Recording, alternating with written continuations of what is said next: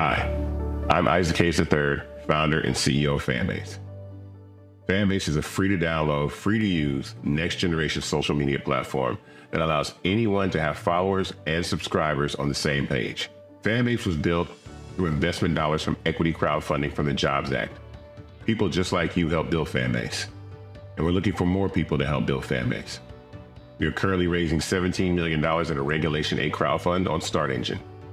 We've already crossed $2.1 million, but we're looking to raise more capital from people just like you that deserve the opportunity to invest in early stage startups without having to be accredited investors. So right now, I'd like you to go to startengine.com/fanbase and invest. The minimum to invest is $399. That gets you 60 shares of stock in Fanbase right now, today. And then use Fanbase to connect with friends, grow your audience, and be you without limits.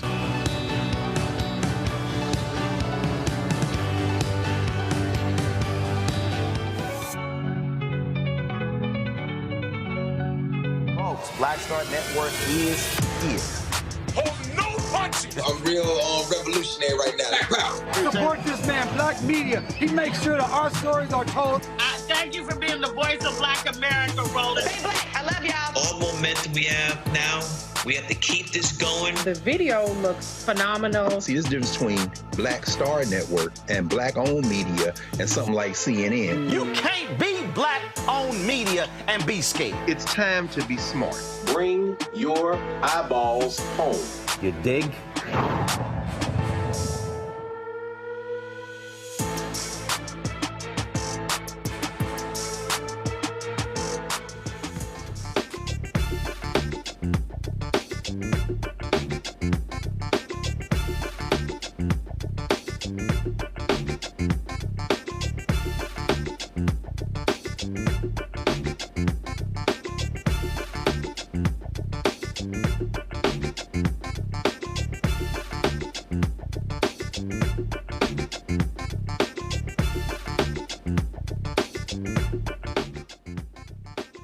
Today's Thursday, December 5th, 2024, coming up on Roland Martin Unfiltered, streaming live on the Black Star Network. Department of Justice, they've released a scathing report on how the Memphis Police Department violated the civil rights of Black citizens. Yet the mayor says, the Black mayor says he is not going to agree with a consent decree. I'll talk to a man who says consent decrees are ineffective and a waste of taxpayer dollars, and others say that the mayor said something different when he was running for mayor as opposed to where he is now. We'll also talk to a tech expert about U.S. law enforcement officials urging folks with iPhones and Androids to use encrypted apps amid threats of unprecedented cyberattack from China. In tonight's edition of the Crockett Chronicles, Texas Congresswoman Jasmine Crockett blames Republicans for manipulating the census to favor congressional seats in her home state. Folks, there's a lot to be going to talk about. Let's get this thing going. It's time to bring the funk. I'm Roland Martin Unfiltered on the Black Star Network. Let's go. He's got it. Whatever the miss, he's on it. Whatever it is, he's got the scoop, the fact, the find. And when it breaks, he's right on time and it's rolling. Best believe he's knowing. Putting it down from sports to news to politics. With entertainment just for kicks, he's rolling. It's on go, roll, y'all. It's Roland Martin, rolling with Roland now. He's funk, he's fresh, he's real, the best, you know he's Roland Martin now.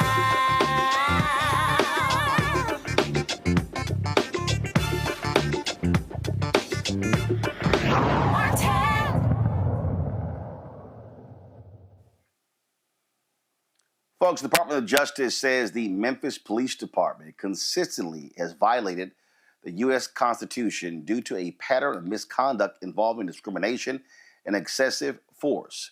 Kristen Clark, the Assistant Attorney General of the Department of Justice Civil Rights Division, explained everything today during a news conference in Memphis.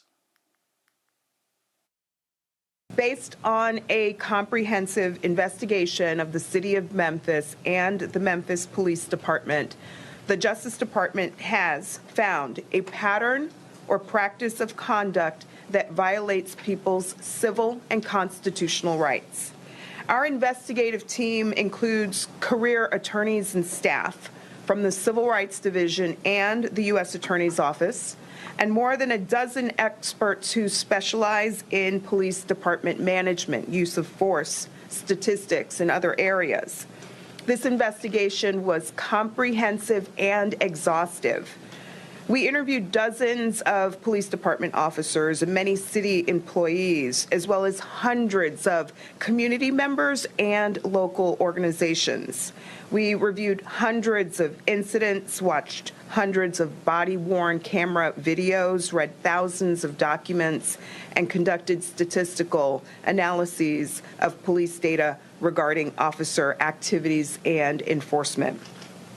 Based on this investigation, we found that the police in Memphis use excessive force, that they stop, search, and arrest people unlawfully, that their policies have a discriminatory effect on Black people, and that they discriminate against people with behavioral health disabilities. Furthermore, we are also concerned that MPD officers unnecessarily escalate encounters with some of the most vulnerable members of this community, its children. Many dedicated police officers in Memphis regularly risk their lives to keep people safe and to protect their rights. The practices I described, however, violate the Constitution and federal law. They harm and demean people, and they promote distrust, undermining the fundamental safety mission of a police department. The city and police department can and must correct these issues. First, the police department must stop using excessive force. Officers often make tough choices in stressful circumstances, but in Memphis, we have found that officers often use unwarranted, serious force in response to low-level violations or traffic offenses. For example, officers tackled a man and held him down by his neck for littering in a park. Officers routinely punish people who flee or don't immediately follow directions. Second, the police department must end unlawful stops, searches, and arrests. Without reasonable suspicion or probable cause to believe the people they stop have contraband or are dangerous or are a flight risk, officers often frisk, search, handcuff, or hold them. For example, police detained a Black man outside of a dollar store and struck him in the leg with a baton and pepper sprayed him in the face. Dollar stores in the area had seen a spate of robberies, but police had no reason to suspect that this man had anything to do with them. Further, without evidence that someone's car contains drugs or weapons, officers often tow and impound the vehicles. Third, the police department must stop policies that have a disproportionate effect on Black people in this community. We uncovered racial disparities that cannot be explained by differences in driving behavior. We found that MPD cites or arrests Black adults for marijuana possession at 5.2 times the rate of white adults, based on data from 2018 to 2023. Police cite Black drivers for equipment violations like tinted windows at several times the rate of white drivers. And between 2018 and 2023, they arrested 121 Black children for disorderly conduct compared to just one child during that time period. Fourth, the city and the police department must stop discriminating in their response to people with behavioral health disabilities. When someone in Memphis calls 911 for a medical emergency, medical professionals respond. But if someone calls 911 for a behavioral health emergency, the police respond, even when there is no evident safety risk. One woman encountered police officers 169 times over 5 years. In nearly 95% of these encounters, there were no criminal charges. Instead, police brought her to hospital care. Crisis intervention teams began in Memphis with officers specifically trained in responding to behavioral health calls. Nevertheless, we found that even these officers still used force without justification and without first trying to resolve situations peacefully. One crisis team member acquired the nickname Taserface for his inordinate use of the tool. These team members routinely escalated encounters and used unnecessary force against people with behavioral disabilities, even children. Crisis intervention officers taunted, threatened, and used force against an 8-year-old boy with a history of mental health treatment. Children often suffer harsh treatment from the Memphis Police Department. Officers approach kids aggressively, they use profane language with them, and inflict needless, unreasonable force on them. In one especially disturbing case, a 16-year-old black girl called the police to report that she had been assaulted. When officers arrived on the scene, she declined to hand over her phone. The police handcuffed her and she became agitated. The officers responded by threatening her. Ultimately, they grabbed her and pushed her onto the ground. This kind of encounter potentially harms our children more than the similar conduct harms adults, creating risk of serious long-term harm such as post-traumatic stress, diminished academic performance, or future delinquent behavior. The misconduct that we observe offends the dignity of Memphis residents. It creates stigma and trauma. The practical results of the police department's misconduct often include loss of transportation and consequently employment and separation of families. But let me be clear, these tactics do not make Memphis safer. Discriminatory policing erodes the relationship between the community and the police, making it harder for law enforcement to do their jobs, to detect and solve crime or promote public safety. The violations our investigation uncovered stem from Memphis Police Department's deficient policies, supervision, training, and accountability systems. For example, the department uses traffic stops as a crime reduction strategy, but has not adequately supervised those traffic stops or meaningfully assessed whether this approach actually reduces crimes or violates rights. Further, officers lack clear guidance on what they can and cannot do. Supervisors have ignored or excused clear legal violations. The department does not conduct thorough, objective investigations into alleged misconduct. The city has noted the cost of police reform and consent decrees, but the pattern or practice of constitutional violations our investigation identified costs the city too, and will not be stopped by hopeful words or preliminary changes.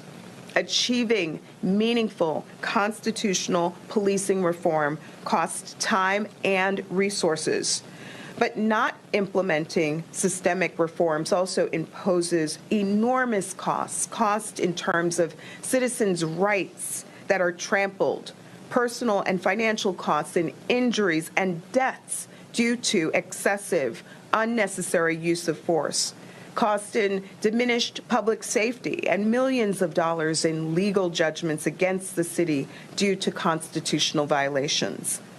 When the Justice Department works with police departments to achieve reform, these costs decrease. For example, our work in cities such as Seattle, Albuquerque, and Baltimore has led not only to declines in use of excessive force, but also reductions in violent crime.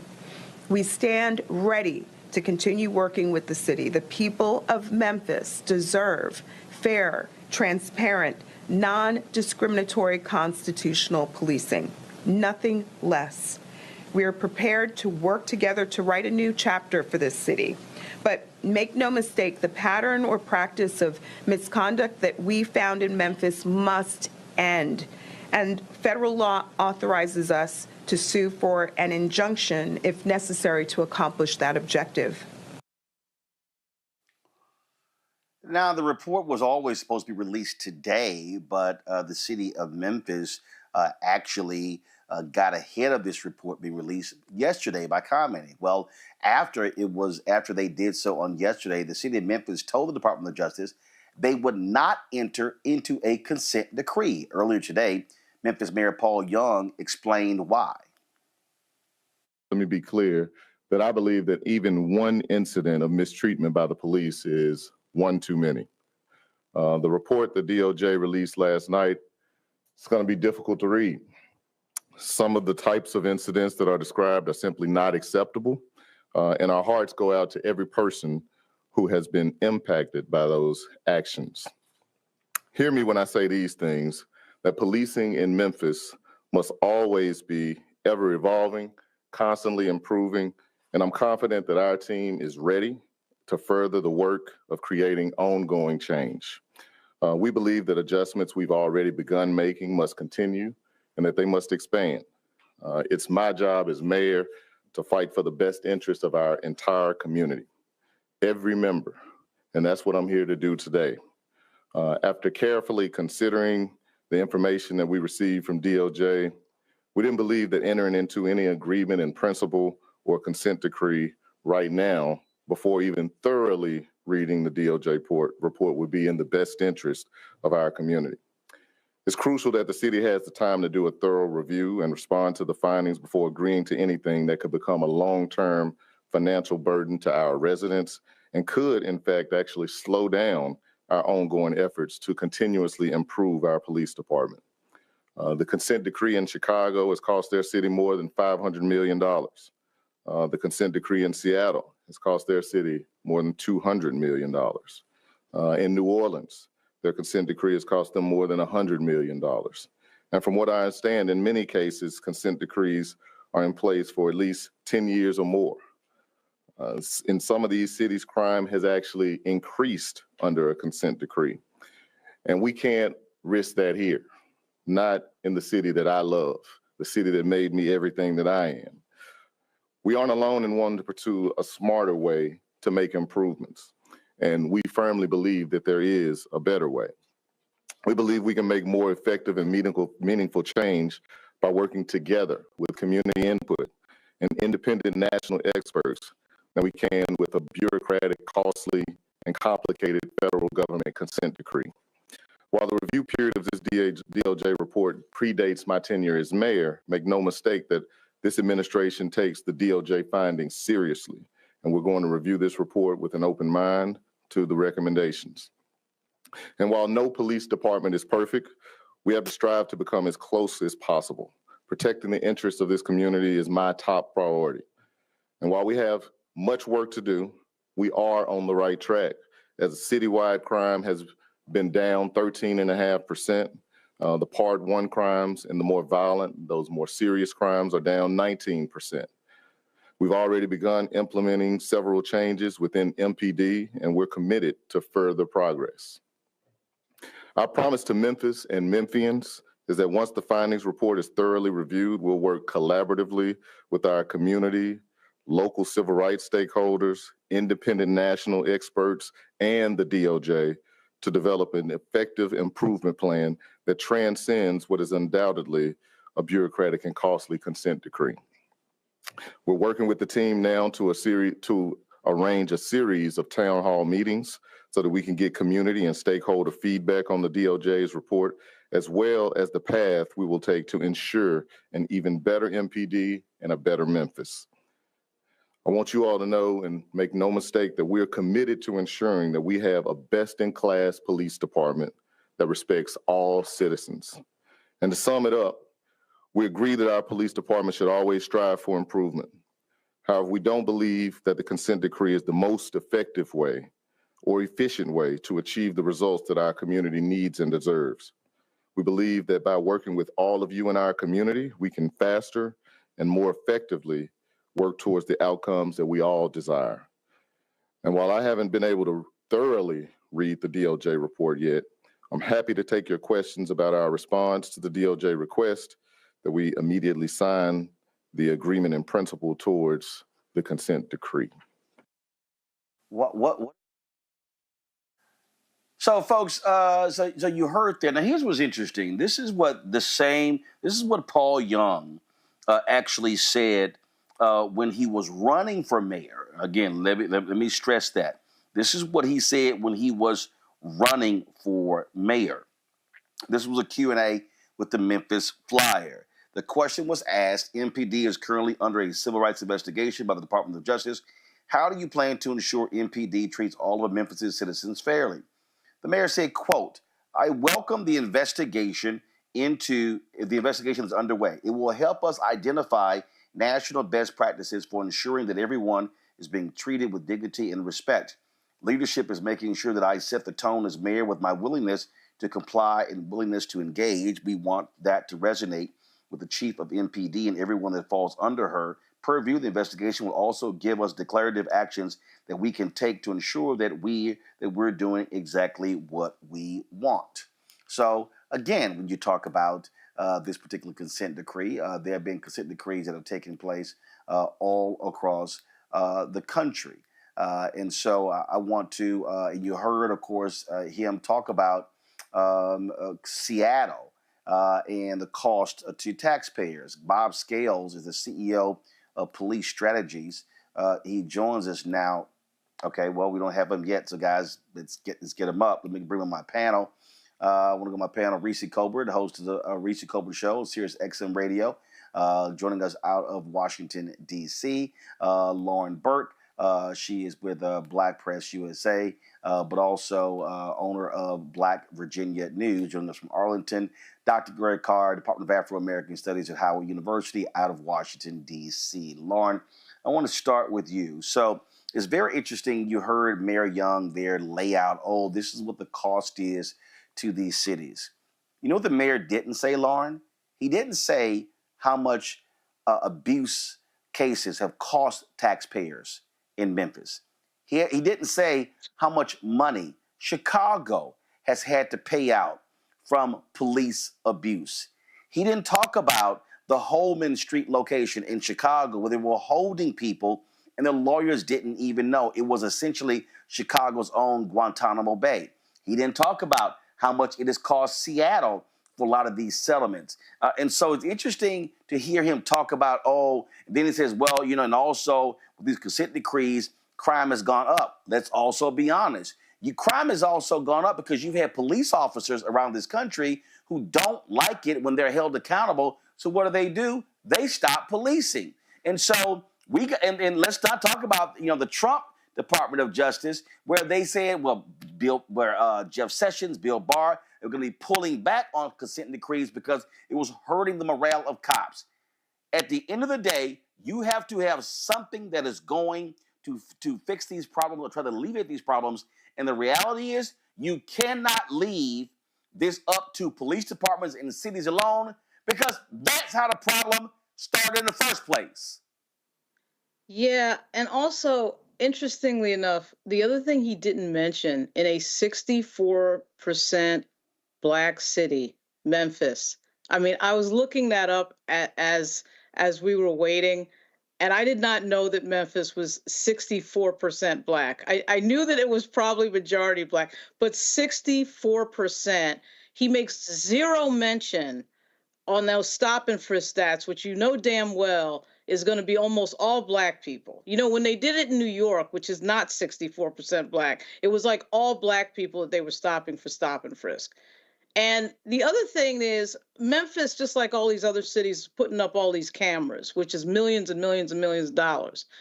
The other reason why crime goes up is you have a complete lack of investment on the front end when it comes to our young people. When you have that lack of investment, you pay on the back end. In some way, you are going to pay on the back end, typically with incarceration. But as we know, incarceration is a business. So that little speech that he just gave, that preemptive speech, is the reason why the Democratic Party is in need of a major, major reset, because he, of course, was elected on the with Black voters. He was elected on the back of Black folks. And then he turns around and effectively kisses the ass of the police department, knowing full well that the people who are living with the problems with the police department predominantly are going to be African American. I mean, there's nothing more ironic than that. He's voted into office by Black people, and then he turns around and abandons those voters with regard to policy on this issue. It's outrageous. His little stupid speech was ridiculous. He didn't even give a little bit of a tip of the cap of what goes on in some of these communities with regard to their relationship with the police, particularly with regard to Fourth Amendment violation and stop and frisk, which that's an easy thing to say because those stats are usually pretty obvious. I mean, that was outrageous. That was absolutely embarrassing and outrageous. And that's the reason why so many voters get frustrated, not only with the Democratic Party, but specifically Black leadership around this country when you see something like that. I sat there and again I listened to all of that, Reese, and I'm sitting there, and I guess for me, what is so bothersome is real people. Mm-hmm. Real people are affected. The mayor's citizens, and by the way, we reached out to the mayor to get him on the show. We reached out, let me know, Carol, to every city council member. Nobody was available to come on. Now, we had city council members who came on after Tyree Nichols was killed. Mm-hmm. Oh, they had lots to say after Tyree Nichols was killed. But when this report comes out, because this report goes beyond Tyree Nichols, this report talks about the culture of a police department. And the reason, and this is a 70-plus page report, and the reason these reports are important is because this is not taking the Memphis PD. In this report, they actually detail how the internal affairs does faulty and crappy investigations. That's the job of internal affairs, to hold the police department accountable. And so, see, the mayor say, well, you know, this may get in the way of things that we're already putting in place. And again, you notice two things that he did right there. And politicians do this all the time. Okay? Oh, this might cause crime to go up. How? Please state. And then they always like to use money and cost against doing something. Okay, so it's going to be costly. Why is it going to be costly? Because will the consent decree demand more training? Will the consent decree call for police accountability? See, all this little double talk I can't stand, when the most important thing here that the mayor should be saying is that thank you for doing this report, because there's nothing more paramount than the safety of our citizens, and they should not be under attack by people who the taxpayers are paying. Absolutely. Let's just be clear. Mayor Young is full of shit. He's completely full of shit. He's trying to get ahead of the report by saying, oh, well, we don't know if we're going to enter into it before we read the report. Well, you didn't have to make a comment before you read the report. You could have waited and saw what was in there, and then you could have made your statement. But the reality is that to say that all this money has been spent on consent decrees is not an indictment on consent decrees. It's an indictment on policing. It's an indictment on the idea that if you throw more money at police officers, at training, and at other programs, that's going to reform the system. That's what it's really an indictment on. Seattle has a budget of over $300 million a year on policing. And so the $200 million they spent over a decade that didn't... Wait, hold on, Reese. 40% of Memphis's total budget goes to public safety, goes to police department. 40%. Mm-hmm. And so what the mayor really is getting at, without saying it, because I don't think he has the balls to say it, and certainly he's clearly beholden to the police chief that was standing behind him, skinning and grinning, is that they don't have the balls to say that the solution isn't in putting more money in police programs. The solution is putting more money into the community. The solution is actually getting outside of a police response to things that are happening in the community, like what Kristen Clark detailed, how these so-called police officers that are supposed to be there and specifically trained to respond to mental health issues, but they out there taser facing people. What kind of shit is that?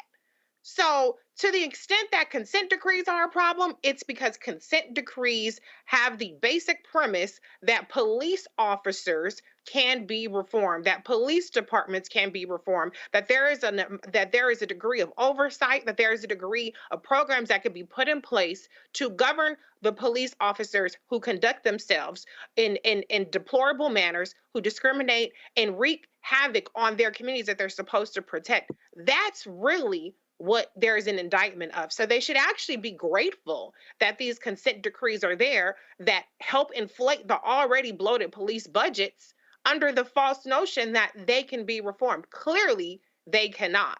That's the real issue. And for him to sit up there and gaslight the predominantly Black residents who are victims of this kind of racial profiling, this is not a safety issue. It is a quality of life issue. If you're a Black person who cannot walk down the street, who cannot call the cops, who cannot be minding your damn business without getting harassed and stopped and have these pretextual charges being thrown at you, bullshit charges, that's a quality of life issue. That's not a public safety issue. So yeah, the reason why crime hasn't gone down in those places is because they're putting the money in the wrong places. They're putting the money in the police departments instead of back into the communities.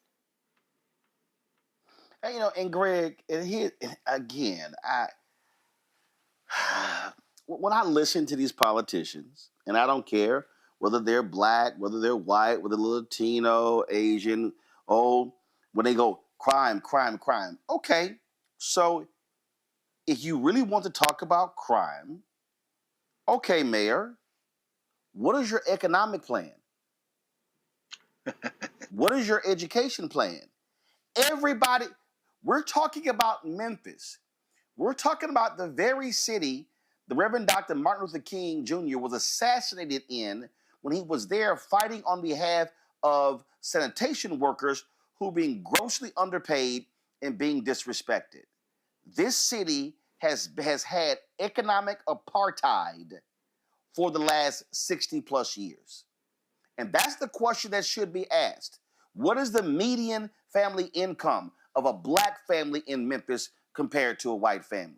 See, when they stand here, and again, it's all about scare tactics. Oh, crime could go up, crime could go up. Because what you have in America, you have an unwillingness of people to hold cops accountable for their awful, bad behavior.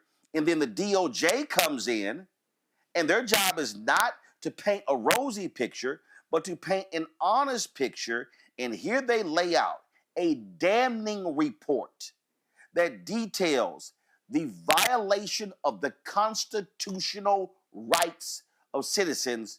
And the mayor comes out and goes, oh, this stuff just might be too costly. Well, tell me this then. What's the cost of Tyree Nichols' life? What's the cost of another brother or a sister who is beaten? Tell me, Mayor Young, what is the cost to a family when a young brother and sister has been traumatized by abusive behavior?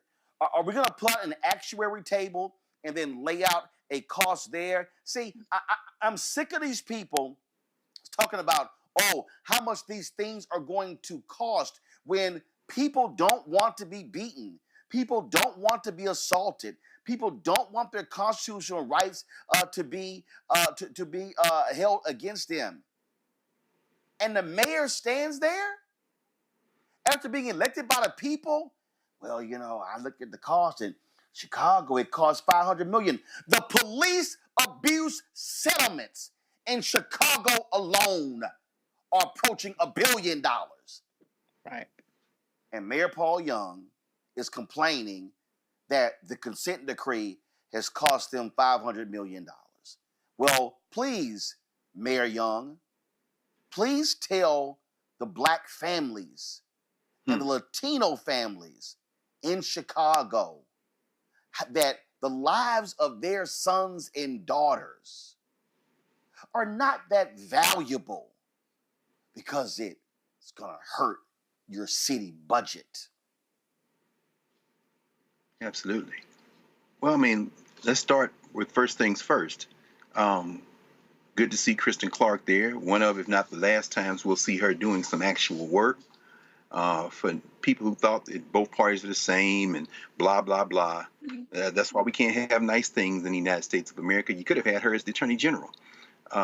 And, of course, the hillbilly horde in Tennessee, through the combination of voter suppression and disinformation, delivered that state, my home state, to the white nationalists and the fascists who will make sure that there won't be any more consent decrees. As Robert said yesterday on the show, maybe ever. So we can just put that aside. Mayor Young, brother, blink twice if you're a hostage. I think we know. We all know that you're a hostage. Because he doesn't care. Mayor Young wanted to be the mayor of Memphis. The question is, who bought that seat for him? And that'll be the rich people who live in the suburbs surrounding the city of Memphis. And if there are black people outside the city of Memphis, just like that white nationalist Jason Mumpower tried to take that little town of Mason in West Tennessee away for the developers, that's who owns Mayor Young. Mayor Young evoked Chicago. Let's be very clear. There are several words that always should inform our thinking on this. One is implementation, another is investments, and another is expenditure. So let's talk about Chicago just for a split second. $667 million Chicago set aside between 20 and 24 for police reforms because of those consent decree there. As you say, that's less than $1 billion. That's less than the lawsuits, but let's be very clear. How much of that money was actually spent? Brandon Johnson, 2 weeks ago yesterday, put together a proposed 2025 budget for the city of Chicago. It would slash by 13% the number of employees charged with implementing the federal court order requiring the Chicago Police Department to stop routinely violating residents' constitutional rights. So he's going to slash the budget. But guess what? That's not even the biggest story.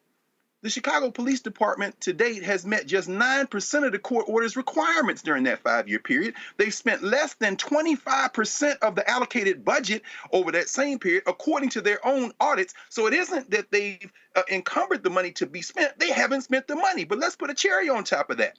The cuts include the Office of Constitutional Policing Reform. That's going to be chopped in half to about $3.7 million, slashing that workforce to implement now by 57 employees. But guess what? He's proposing, Mayor Johnson is, $194.6 million on top of the money that has been encumbered for 2025. He's going to spend almost $200 million. What? But guess what that number comes up to? It's a 3.2% increase in total spending, but those additional funds will be just enough to cover the cost of employee raises required by the city contract by the Fraternal Order of Police. Mayor Young, blink twice if you're being held hostage by the damn police union. Not only have they not spent the money in the consent decrees, to the degree that they're increasing budget for the police department is going to raise this because of that funky-ass police union. These paddle rollers are out of control. Not enough people are voting to put politicians. Politicians not your friend. We could reach into Mayor Young's guts, pull him inside out, and make him do what we wanted if enough people got involved in the political process. There's enough blame to go around in this, but I don't blame Mayor Young. He's just a hostage, and he's just a politician. And he's going to say whatever he needs to do to keep his job. We don't know whether consent decrees work or not because the money for implementation hasn't been spent.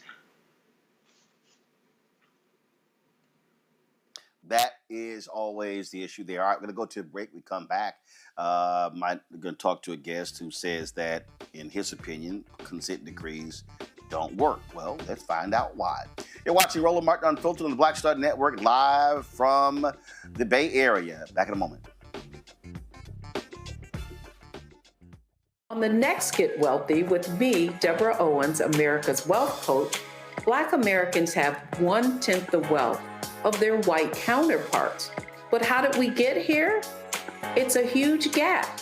Well, that's why we need to know the history and what we need to do to turn our income into wealth. Financial author and journalist Rodney Brooks joins us to tell us exactly what we need to do to achieve financial success. You can't talk about why we are, as Black people, where we are, unless you talk about how we got here. Bridging the Gap and Getting Wealthy, only on Black Star Network.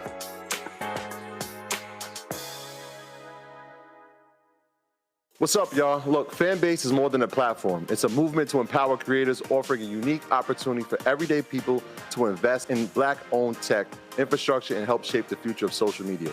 Investing in technology is essential for creating long-term wealth and influence in the digital age.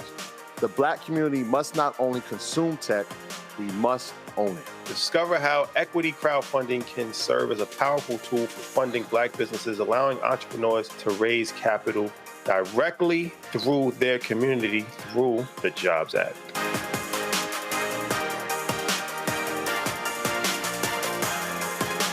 Now streaming on the Black Star Network. I had been trying to get a record deal for a long time. You know, when I finally got signed to the Motown record label in 2003, I was 34, 35 years old. And up until that time, I had been trying to get record deals the traditional way. You know, you record your demo, you record your music, and you send it, you know, to the record labels, or maybe somebody, a friend of a friend, knows somebody that works for, you know, the record label. And really, chemistry that was my last ditch effort at being in the music business. How long have you been trying? I've been trying since I was a teenager. Wow. You know? And you know. And I'm grateful that it didn't. I'm grateful that it happened when it happened, because I wasn't prepared, you know, as a teenager to embrace all that comes with a career in the music industry.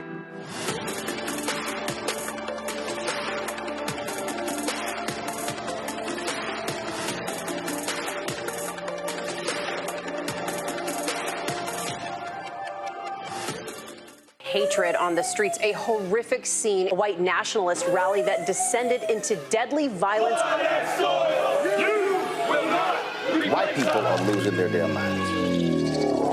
As an angry pro-Trump mob storms the U.S. Capitol, we've seen shooting. We're about to see the rise of what I call white minority resistance. We have seen white folks in this country who simply cannot tolerate Black folks voting. I think what we're seeing is the inevitable result of violent denial. This is part of American history. Every time that people of color have made progress, whether real or symbolic, there has been what Carol Anderson at Emory University calls white rage as a backlash. This is the rise of the Proud Boys and the Boogaloo Boys. America, there's going to be more of this. Here's all the Proud Boys, Dave. This country is getting increasingly racist in its behaviors and its attitudes because of the fear of white people. The fear that they're taking our jobs, they're taking our resources, they're taking our women. This is white fear.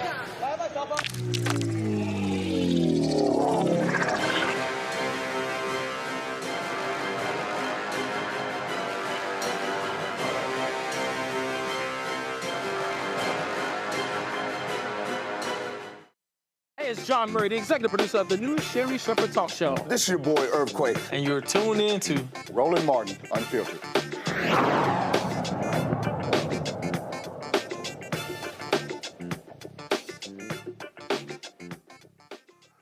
Well, folks, you heard Memphis Mayor Paul Young mention Seattle and their consent decree. My next guest was in Seattle when that was going down. Bob Scales is CEO of Police Strategies. He joins us now from Seattle.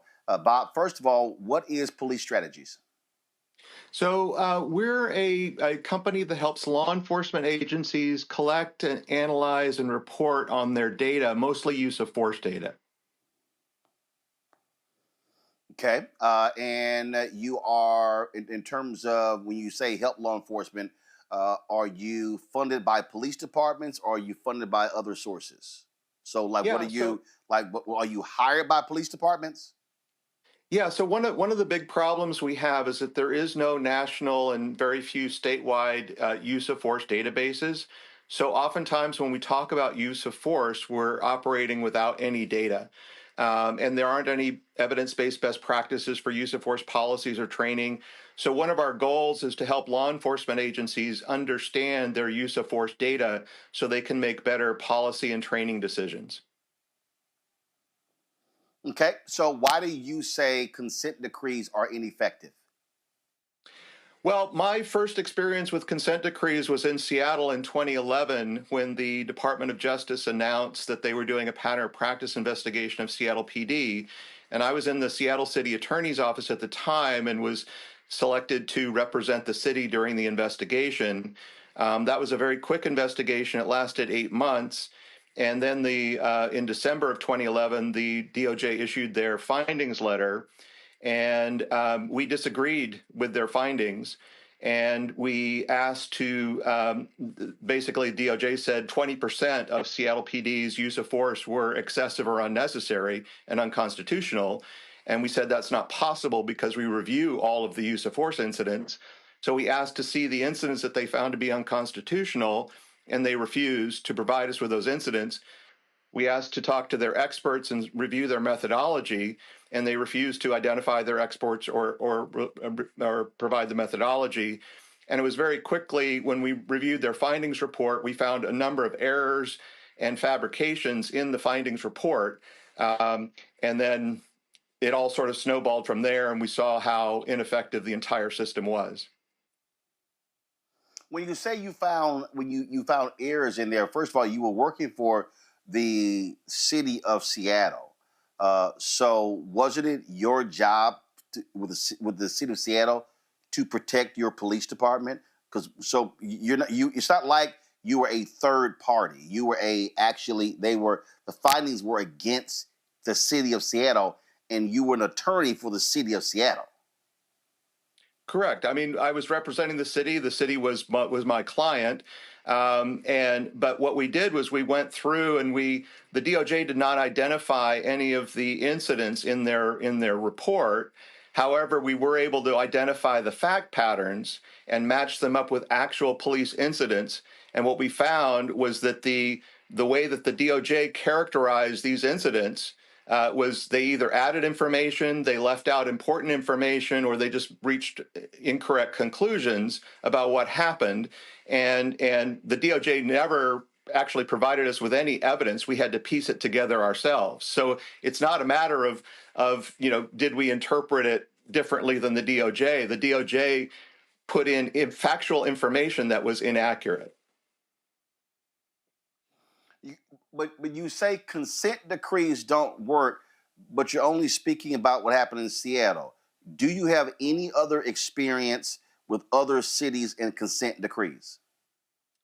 Yeah, so after when Seattle, the mayor decided to sign the consent decree about 6 months after the findings, or 8 months after the findings, and the mayor appointed me to be the compliance coordinator to oversee the reforms in the department, and I did that for about 2 years. And so I got a good sense of how the monitors work, how DOJ works, how federal judges work. And I've also spoken with most of the current cities from people in the department or in the city, most of the current cities that are currently under consent decrees. And I started sort of speaking out in social media, particularly on LinkedIn, about consent decrees because I saw the same problems happening in Seattle, happening in every single other city that was under a consent decree.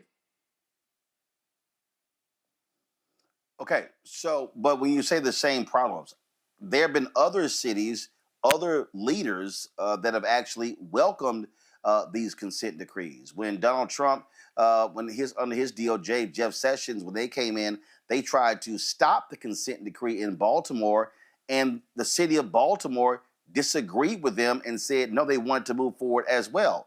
And so, if you don't have the Department of Justice doing what they do, how do you then get to the point of fixing the problem? Because citizens are being abused, citizens are being beaten, and in fact, these cities are paying out. We're there billions of dollars in settlements due to the abusive, unconstitutional actions of cops. Yeah, well, you're absolutely right that some cities have actually requested the DOJ to come in and investigate and welcome a consent decree. Baltimore is one example, New Orleans is another, and Chicago, Mayor Rahm Emanuel. Philadelphia, Yeah, exactly. So that's absolutely right. And what you'll also find is every one of those cities regrets after 10 or 15 years of a consent decree, and after spending $100 million or more in costs, and after having, under the supervision of a federal judge that knows nothing about law enforcement, a monitor that knows nothing about law enforcement, and is making a profit, they find that their department and their public safety is much, much worse off than before they started. And so, and how do you tie that to the consent decree? So when you say it's much worse, how is it worse? And how are you blaming that on the consent decree? Right. So Professor Roland Fryer from Harvard University is an economics professor. He did a study of pattern of practice investigations and consent decrees, and he found that during the first few months or years of a consent decree, violent homicides go up, and there were, I think he studied about 15 cities. There were an additional 900 homicides in those cities with consent decrees, and he attributed that to depolicing and disengagement. Because when the DOJ comes in... Hold on one second. Okay, just right before you stated that, you said that federal judges and monitors know nothing about law enforcement. What does an economics professor at Harvard know about law enforcement? He was studying data. He wasn't trying to manage departments. He was studying data and using statistical techniques to determine that the violent crime and homicide levels went up after a pattern of practice investigation, and he attributed that to the depolicing and disengagement effect. Because when the DOJ comes in, what they're telling officers is, we don't want you to make stops, we don't want you to make arrests, we don't want you to use force, we don't want you to get complaints, and the only way that the officers can comply is to basically disengage and not do any proactive policing and only respond to 911 calls. And that's what happens in every single city that is under investigation and goes into a consent decree, is you have this massive drop in arrests and an increase in crime.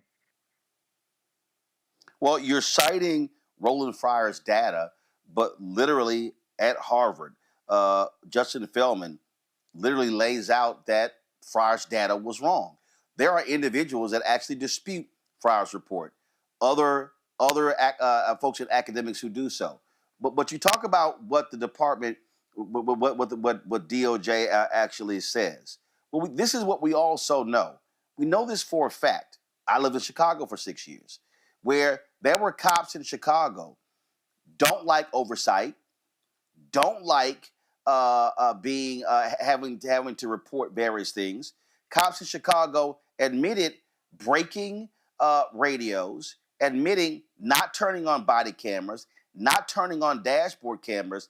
And so how do we also account for cops who don't want any accountability, and they are making decisions that, oh, you know what?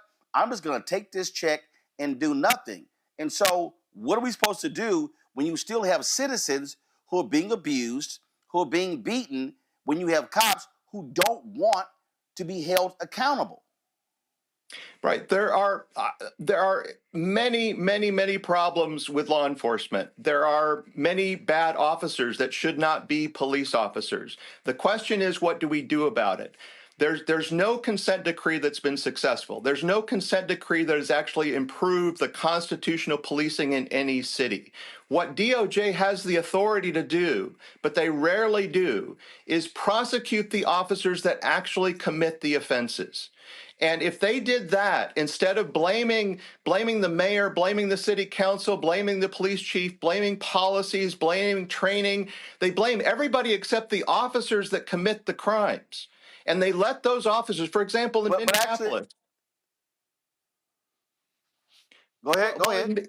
In Minneapolis, in Baltimore, in Chicago, any major city that's had a high-profile officer-involved shooting or officer-involved death, the officers that may be involved in that particular death are prosecuted, but then the DOJ comes in and said this is a widespread problem. There are officers every day that are violating people's constitutional rights. And the way we're going to fix it is to do a consent decree and change your policies and training, but every officer that's ever violated somebody's rights is going to get off scot-free. Because nobody's going to, the DOJ does not prosecute officers. They try to do these phony consent decrees that do nothing. But wait a minute. But if we want to talk about prosecution, then isn't what you just said a direct indictment on district attorneys' offices, people who work closely with cops? Because here's the reality: on the federal level, they have a very narrow window, if you will, when it comes to civil rights violations. Former Attorney General Eric Holder talked about this here in terms of sort of how feds look at it. The reality is, when you look at a lot of these cases, part of the fundamental problem is they're not being prosecuted locally. And so shouldn't the onus on the first level be on these DAs who are doing their job? When I look at the Memphis report, they talk about how the Memphis Internal Affairs Department doing shoddy investigations. Isn't that their job? And so I get sort of this targeting about DOJ, but if local DAs and county DAs and internal affairs departments aren't doing their jobs and these cops are not being indicted, what often happens is the DOJ becomes the last resort for many families, because the families are being let down by local and state district attorneys and attorney generals. I absolutely agree. We should have fewer consent decrees and more prosecutions of officers who commit crimes and violate people's civil rights. Now, but they're not doing it. But the question is about consent decrees, right? I don't have a solution for that, but I know that consent decrees are not the solution. So DOJ has the authority. So they came into Seattle and they said 20% of our use of force is unconstitutional. That means that the DOJ, in about 250 cases over 2 years, they had the legal authority to prosecute every officer who did unconstitutional policing, and they didn't do a single one. In fact, there was a statute of limitations.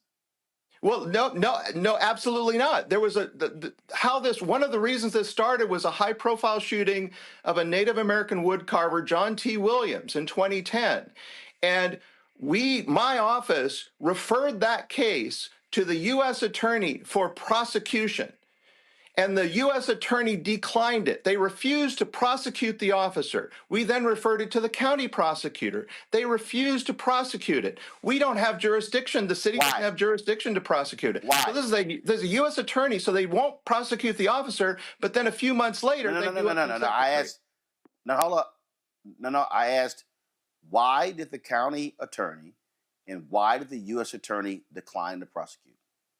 You'll have to ask them. We had evidence. We had sufficient evidence to charge an officer with homicide, and they refused to charge the case. But then they used that case. They used that case in their findings letter, and they said that officer committed constitutional violations, and that was the reason for the consent decree. But they refused, and they identified 250 other cases, and they didn't prosecute a single one. So I'm curious, in that particular case there, cops can charge someone without the district attorney getting an indictment first. Did that happen? No, it's impossible. It's not impossible. What the police do is they refer cases for prosecution. The police cannot prosecute anyone. That's not what I asked. That's not what I asked. If you said you have the evidence that this cop committed a homicide, did the police department go and arrest this cop and charge him with homicide? He was not arrested, but he was referred. The case was investigated. and the case was referred to the U.S. attorney and the county prosecutor for prosecution, and they refused to indict the officer. No. Here's my, but no. See, again, I'm going to ask this question again, because this is the problem that I've covered way too many of these cases, and this is what happens. The police can actually arrest someone based upon their evidence, charge them with whatever that particular crime is. Then the next step is it going to the DA's office for an indictment. What I'm asking is, did the police in Seattle arrest this cop saying we are making this arrest of homicide, and now after he's been arrested, now will the DA actually go seek an indictment? So what I'm asking is, did the police in Seattle arrest that cop and charge him with homicide? The police department's charging actions are separate from the prosecution's actions. So I want to know, what did the police do? That's not accurate. No. So the police, you're correct that the police could have arrested the officer, but officers are not arrested until they are indicted, because arrest is used when the individual represents an immediate threat to public safety. So when officers, a police officer who kills somebody, that's not an immediate threat to the public? Well, what happens after every officer-involved shooting in every jurisdiction I know of is that the officer is immediately taken off active duty, right? And normally their firearms are taken away and until the investigation is completed. So that officer was actually fired just a few days after the incident. So he was fired by the police department. So he was no longer a police officer. But the issue is not whether he was arrested or not. The issue is, and the police cannot charge anyone. All they can do is refer a case for charging. Only the district attorney or the U.S. attorney can file charges. And so in every case, for example, Derek Chauvin, he wasn't arrested after the incident, but as soon as the indictment was filed, then he was arrested and arraigned. That's the way our system works. That's part of the problem we have in our society. We have a completely separate law enforcement system when it comes to cops and when it comes to everybody else. My panel has questions. Lauren Victoria Burke, you're first. Yeah, I don't know where to begin. My head is sort of spinning a little bit. I mean, Bob, don't you think that it's really the case that the consent decrees don't work because cops effectively in our society are a protected class, right? I mean, politicians protect police. Police are immune from most criticism, and this idea that the money. I thought that your point with regard to money was particularly laughable. My father was a cop in New York, and so my education, everything else was paid for by that on overtime. Police overtime in New York is through the roof. This idea that the consent decree is really expensive and so we shouldn't do it. Are you kidding me? We spend millions and millions and millions in this country on law enforcement. Law enforcement gets what they want. When they ask for money, they get money. There's not a politician, Democrat or Republican, that wants to be on the record against law enforcement funding. So, I mean, this idea that we as a Black community will sit here and watch video of Walter Scott getting shot in the back and Eric Garner getting choked out on the street and all these other things, George Floyd, and not be a little bit disgruntled about that, I think is outrageous. I mean, we should be having more than just this, consent decrees. You've got to be kidding me. I mean, this idea, I think it was 2015 when Eric Holder, after Ferguson, Eric Holder investigated Jennings and Ferguson, and we found out that the cops were fleecing the Black community in Ferguson. This is data. You want to talk about data and rolling flyer? Let's talk about data.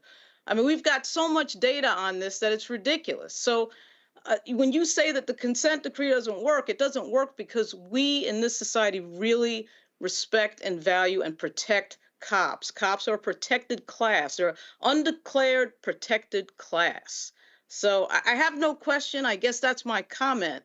But I find your entire thesis to be a little bit based on Washington State, a little bit challenging. I mean, I know you know about the ACLU suing the city of New York on stop and frisk, and they were stop and frisking basically all black people, all black men. So, you know, give me a break with this general idea that we shouldn't be questioning law enforcement. Well, that's not what I said. So all you have to do is, if you want to look at money, look at Chicago. The mayor tried to recently cut the Chicago PD's budget. And Chicago PD said, we can't do that because of the consent decree. And the monitor said, you can't do that. And the judge said, you can't do that. And DOJ said, you can't do that. So he restored all the cuts to Chicago PD. So consent decrees are a blank check for police departments. If you're into defunding the police, don't do a consent decree, because they'll get everything they want under a consent decree. And not a single, if you look at the data, show me one city, cite one city where constitutional policing has improved because of a consent decree. And we have some consent decrees, like in Seattle, it's going on 15 years, Virgin Islands, 17 years. You know, how long does it take to reform a police department? We're not reforming police. But Bob, is right? it? I mean, we're not. The idea that we're somehow going to change the police in this country in itself, whether there's a consent decree or not, whether $100 million is spent or not, you know and I know that that's not going to happen. Police have a great deal of power in the United States of America. We spend millions of dollars out of budgets on police. That's not going to change. They're going to. You just saw probably the piece we just had in Memphis. They stop and frisk who they want. There are clear Fourth Amendment violations, and as long as you do it with the black community, no one is going to say anything. So this idea that somehow, you know, wow, the biggest problem that we have here is that, wow, these naughty consent decrees. Really? Really? Tell that to the family of Walter Scott and Eric Garner and George Floyd. One second. I said they don't work. The consent decrees don't work. If you want to spend money, I want to show this. Money, Bob, one second. Prosecute officers. Do that. That will work. But Bob, first of all, on this show, we've long said prosecute officers, but the problem that you have in prosecuting officers is that you have DAs who work with those very officers, and guess what? Cops rebel. No. One second. And again, part of the problem is that how the federal laws are set up. They have a very narrow window. When you talked about money, I pulled this up. That's not true. Chicago taxpayers should. One second. First of all, Bob, we literally have had the Attorney General of the United States state that. So I'm only stating what Eric Holder said. And it's not true. I'm going to say this because here. All you have to do is one second. Between 2000, Bob, 1 second. Between 2019 and 2020. Bob, 1 second. Bob, 1 second. Bob, 1 second. Bob, 1 second. I want to speak to the money part. This is Chicago. Between 2019 and 2023, Chicago taxpayers paid $164.3 million to resolve lawsuits that named 200 Chicago cops. In all, the city spent $384.2 million to resolve lawsuits alleging approximately 1,300 Chicago police officers committed a wide range of misconduct. And if we go to New York, that number is approaching $1 billion. So the reality is the amount of money we're spending with these lawsuits is unbelievable. Reese, what's your question? I just want to clarify that the money is not spent on consent decrees. The money is spent on corrective actions that are identified and agreed upon within consent decrees. Consent decrees themselves don't cost money. You have a monitor, you have judges.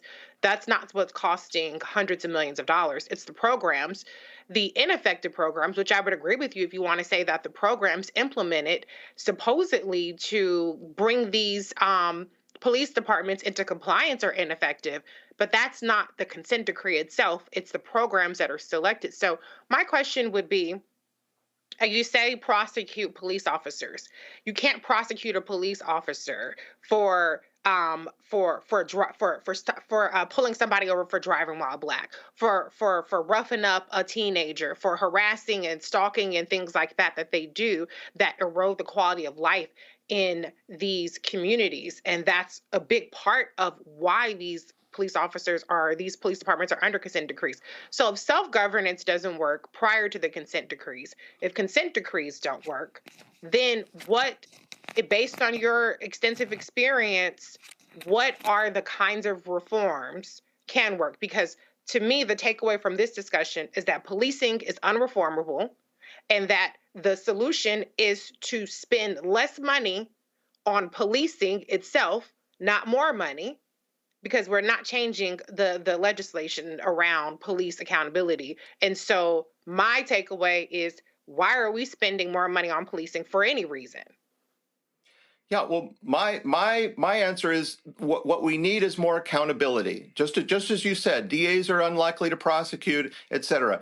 The consent decrees do not provide any accountability, and monitors are paid millions of dollars by local taxpayers for writing reports and telling police departments what they're doing wrong.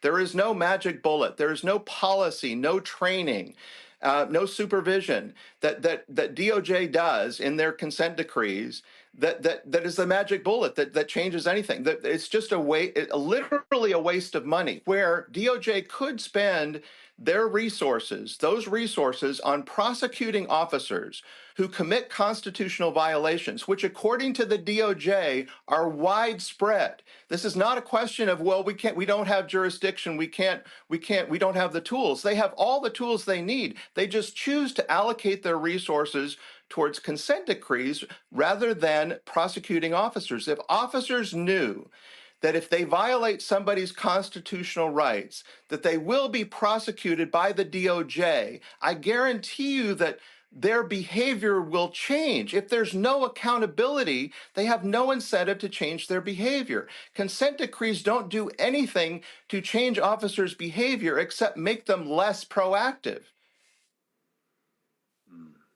Greg Carr. Thank you, Roland, and thank you, Mrs. Scales. I think we could all agree. I think we could all agree that prosecuting police officers is a good thing, and they should be prosecuted the hell out of. We should break their backs politically with prosecutions. We all know that's not about to happen, at least for the next 4 years, and probably never. As Lauren would say, the police are a rogue element, and they're patty rollers. They've been that way since the day of enslavement. My question, you said, you asked the question, what do we do about it? That would seem to be the most effective short-term strategy. And I'm glad you brought up Chicago. We talked about that a minute ago. And indeed, the mayor did have to restore that money. And of that, almost $200 million he's proposed in terms of an increase in 2025. That just about matches the 3.2% increase in just enough to cover the cost of employee raises required by the funky fraternal order of police. So as you said, you had to restore that, but it's going to their pockets, not going to any reform. And in fact, he fired the guy who was over what was it named? The Office of Constitutional Policing and Reform, Bob Boyk. The police chief fired him because he was responsible for implementing the consent decree. But he fired the guy for saying that you can't move that money from enforcing the consent decree over to putting more cops on the street, which is exactly what he did. But I know you know all this. My question, and I just want to say one more thing before I ask the question about Ronald Fryer, who we both know. I'm going to set aside the deeply controversial nature of his tenure at Harvard University. He just got reinstated to classroom in 2021 because I don't think that's related to the critiques of his research methodology. I think the paper, I don't know if the paper you're referring to is one he did back in the summer of 2020 for the National Bureau of Economic Research, which was questions in terms of his methodology by economists at the University of Chicago, who said that, there was probably some form of selection bias in his assertion that Black people and Latinos are no more likely to be shot by the police than white people. That's one of the more controversial things that Fryer has said over the years. And his response was, well, my data is taken from 911 calls. Well, this is a Black man who doesn't understand that Black people are wary to call the damn 911 because the police show up, they may shoot them. But we're going to set all that aside. My question is this. because you asked what are we going to do about it. And I agree with you. Prosecute the hell out of these cops, even though they're not going to be prosecuted.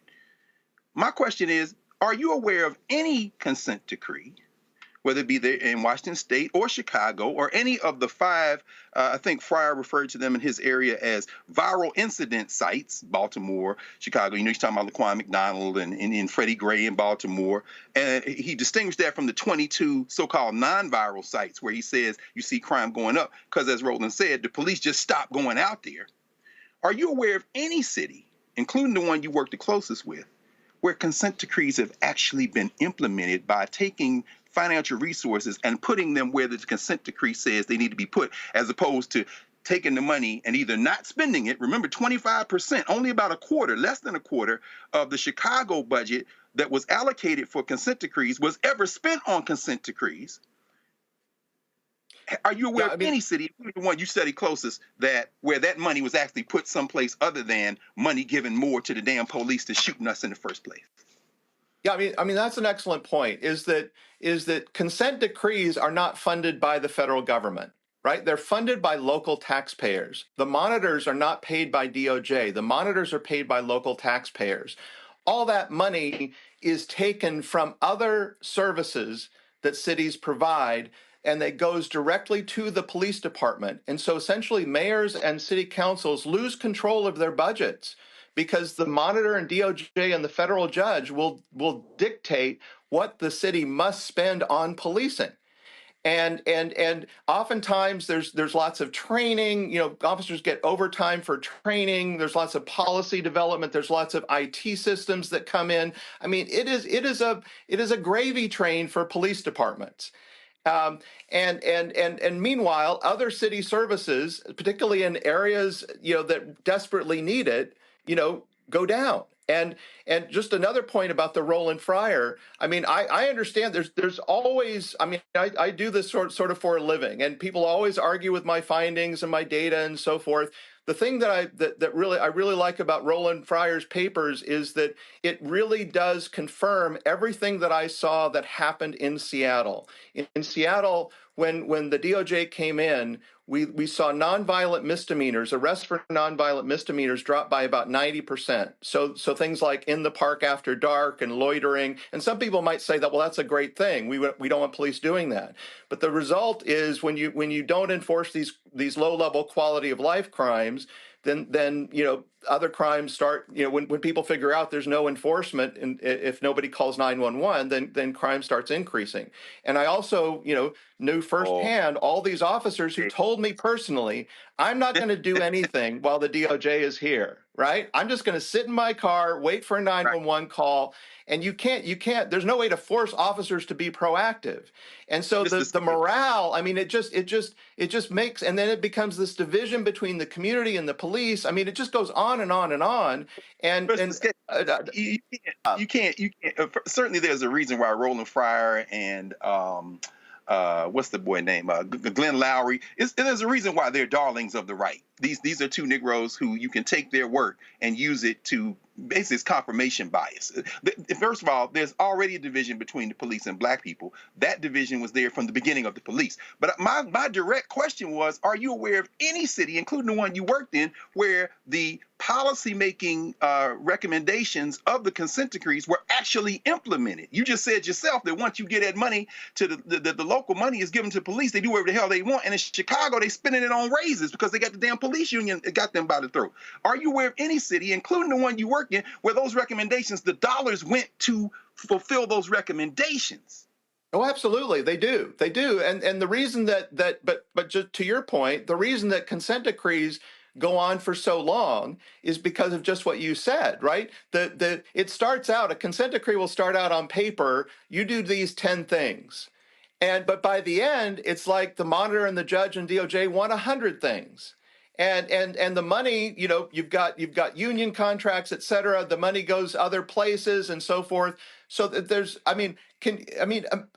almost 20 years were going on in some agencies under a consent decree, and they're still not quote unquote reformed yet.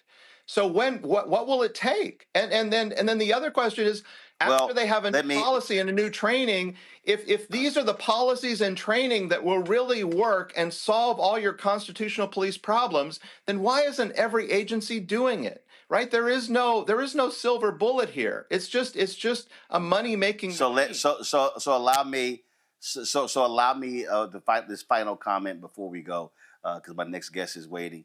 Let me also remind everybody who's watching. Bob said that, well, the answer is to prosecute these cops. I remember there was a woman named Marilyn Mosby who prosecuted cops in Baltimore. And what did the police department do? They rebelled against her. They said, we're not going to even work. I know when Kim Foxx prosecuted cops in Chicago, exact same thing happened. In fact, there was a judge in Chicago who reported 8 to 10 cops to the police review board, who said that he knew for a fact that these cops were lying on the witness stand. We have evidence all across the country that when cops are prosecuted by district attorneys, the cops rebel. So guess what, Bob? If the DOJ prosecutes them, the cops are going to be pissed. If the local DAs prosecute them, the cops are going to be pissed. And the reality is, we have a system where the blue line protects one another, and they despise accountability. So they don't want the DOJ. They don't want the state attorney general. They don't want internal affairs. They don't want the mayor. They literally want to be able to do what the hell they want to do. So I guess the reality is, we're just never going to have a reformed system as long as the cops have they can do whatever they want with impunity because they don't want any accountability. Final comment before I got to go. That's why DOJ has the ability to change everything. If they shifted from consent decrees to prosecuting officers, there's nothing the cops can do against the DOJ. They can't recall them or complain about them or whatever. And DOJ has within their authority and their power the ability to dramatically reform and change policing if they chose to use it. Question is, Bob, do you agree with getting rid of qualified immunity? No.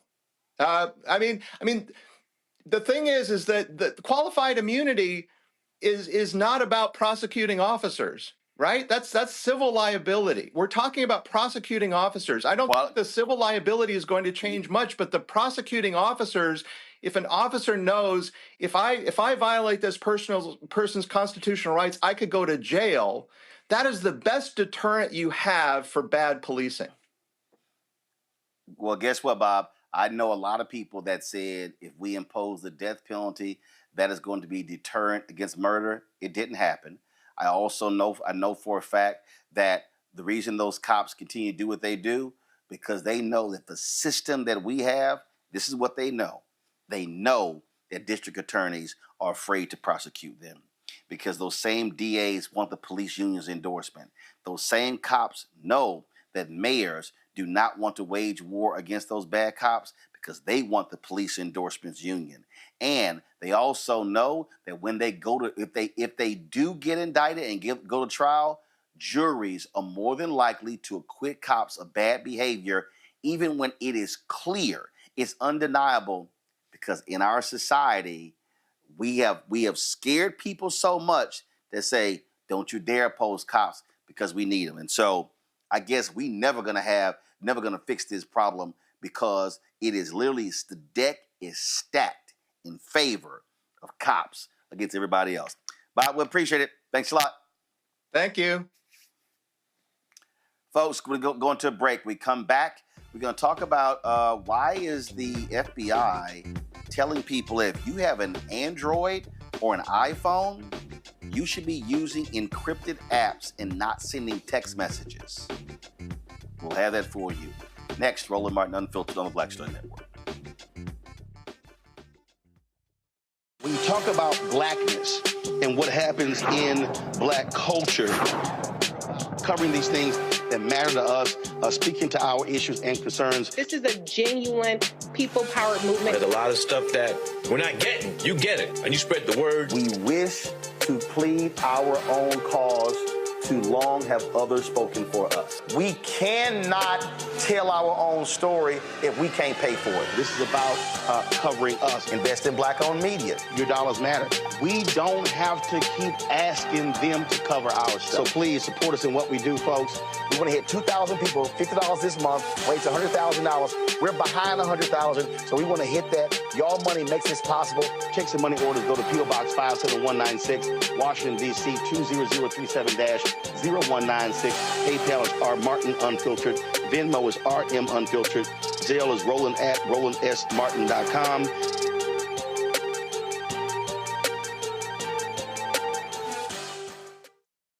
Hey, wiggity, hold up.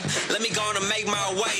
It's the Founders Day of my friend A5A. If you ain't know that, yeah, we the first and the oldest. Let me correct that, bruh. We the first and the coldest. When you step on the yard, just know we own this. We built it brick by brick since 1906. Check the history facts and look at what we demonstrated. How we copy anybody. We the ones originated. Taking to school like lean on me. And that's OCCJKMOT. And when you see V, you know we ain't free. We got MLK, WEB. I mean, look at the boy, we gon' be alright. If I named every alpha, we be here all night. You see that black and all gold through them neon lights. If I ask her who she with, she say she want ice. Only time our heads down after singing the hymn. Competition with who? We ain't competing again. If it's something that's stuck and we keeping the win. Cause without us, boy, it wouldn't be no them. Yeah.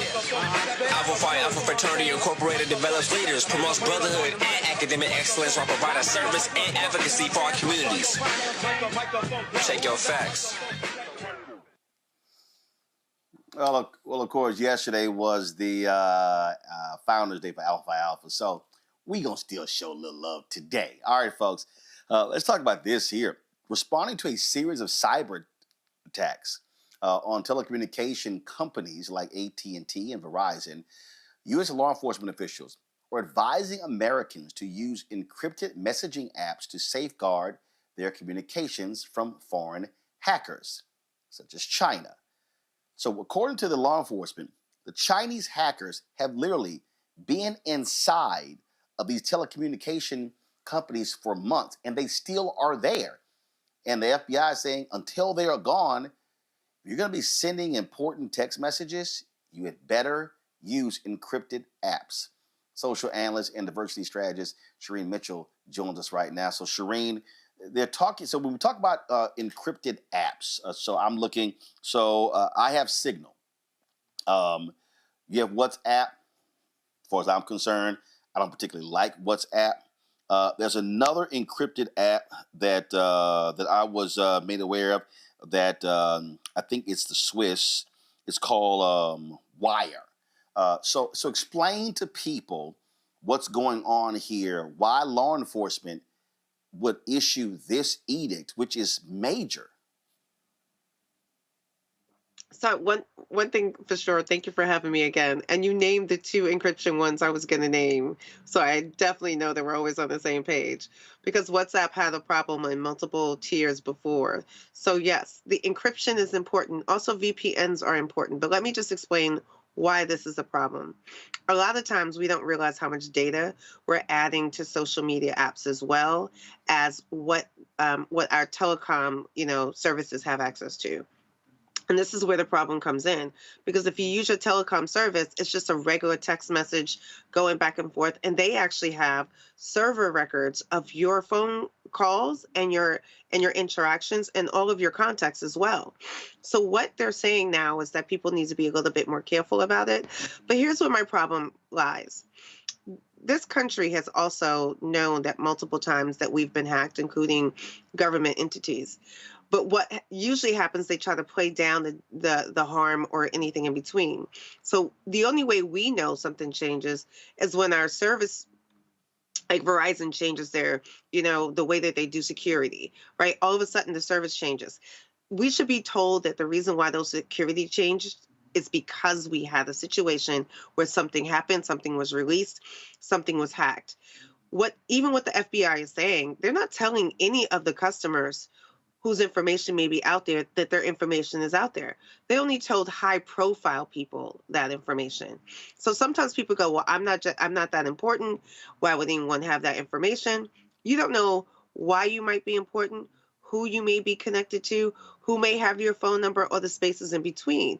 That's why protecting your own phone, protecting even your own VP services is so important. Now, we know that Iran, China, and Russia have always been one of the things America says has been trying to hack into our services for multiple reasons, and it's usually heightened when it's an election year. This is important because I think we need to start connecting the dots as to why sometimes a lot of the disinformation happens, because of the way the content is spreading. We don't even know if some of our own family members are sending us those messages unless we have some of those messages encrypted. So what we're talking about here is, so what they're saying is that, and for people to understand how deep this is, but by them being in these communication companies, they can see the photos, they can see the conversations you're having with people. And so by requesting the encrypted apps, what they're saying is that with those encrypted apps, so you take a signal, it creates a connection from one device to the other. So that encrypted app cannot be hacked by these foreign adversaries, we think. And so that's what they're calling for. And so they say, and the other thing is that, so you take a signal. People don't realize it's essentially the same as your device. You can actually send text messages. You can do audio files. You can actually do video chat as well. So you can use the app very similar to the way you do FaceTime, the way you do things along those lines. But the protection is you're going device to device. That's why they're telling people to use that as opposed to utilizing text messaging on your Android or your iPhone, correct? That's absolutely right. So for people to understand that, for them to understand what you just described. So when people are using other apps, your contacts are still on your main phone. However, the people that you're exchanging information with, anything you're exchanging in that conversation, that is the only thing that can be shared between them. And once you delete them, once they're gone, if you need to get rid of them, there's no other record of them. With your phone, with the service, the record still is on their server. Even if you delete them, that doesn't mean it's deleted on the server. That's the difference. I'm hoping that people understand what that difference is. So if you delete the photos, you delete the text messages, it's on their server, and it's not. And so by them being able to hack, they can access whatever stuff you sent because it's still on the company server. Now, you mentioned VPN. Explain VPN. So, perfect example. I'm in a hotel here in the Bay Area. And I know I was in, and I've seen folk who use VPNs when they're accessing the internet. I remember I was in an Apple store, and I could tell this woman was in, and she is some form of security. She was getting her laptop, and they wanted to log on to the store's Wi-Fi, and she said absolutely not. And so she made them plug in with the Ethernet and use the VPN. So explain why. What does a VPN do? And is it a monthly cost? Where can you get a VPN? Explain that. Some VPNs do cost, and you can do a combination of VPNs that also have antivirus, that if anything is coming through, it can be scanned as it's happening. But yes, anything public, and this is something that is really important. It's not even a store, right? You go to Starbucks, you go to any place where they say free Wi-Fi, right? It's not that you can't use them, it's that you still need to have a service to protect yourself from that. Because if someone else is on that system, they have access to you too. And it's because it's public. So if you don't have anything to protect your system, other people will have access because it's a public system. All they have to do is log in. So Shireen, so explain how it works. So if I got a VPN and I'm somewhere and they got public Wi-Fi, how does that work? What do I do? Okay, so what happens So for example, I'm gonna make it simple. So for example, if I have a VPN on my web browser, like when I'm looking at something and I'm scrolling through something and I have a VPN, my VPN basically has a completely different IP address than my actual phone or my actual device.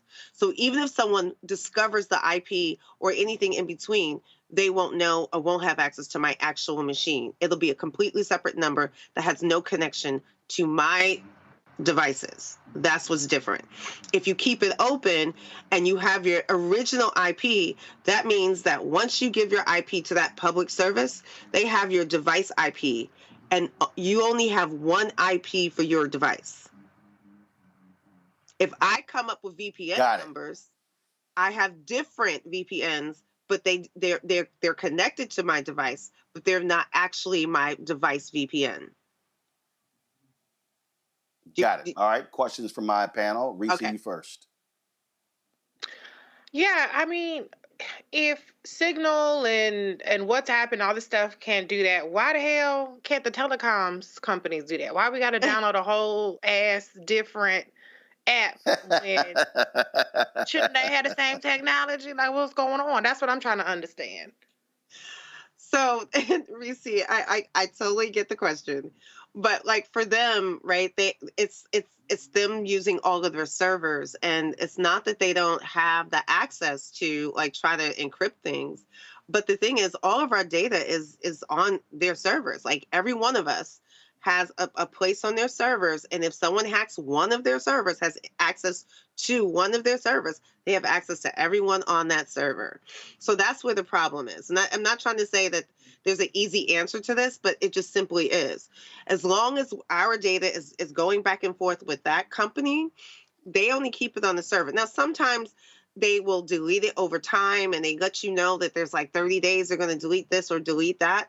You have no knowledge of that timeline, when they do it, when it happens, and all that space in between. So having a separate app ensures that no matter what they do, no matter what their decisions are, no matter who's working for them, because sometimes those hackers are inside, right? No matter who's working for them, you have a way to protect yourself and still be able to use the service, because we can't provide our own services. I mean, if I could provide my own telecom service, we wouldn't even be having this conversation. I mean, it would be that simple. All right, Greg. Thank you, Roland, and thank you, Ms. Mitchell. I greatly appreciate this, and thank you, Roland, for asking that question about VPN. I didn't know what VPN was. Last year, we go to Egypt every year with folk, take a study abroad there, and I was advised to get a VPN, so I did, and it worked flawlessly, and I keep it on now. I re-up to another year, keep it on all of my devices.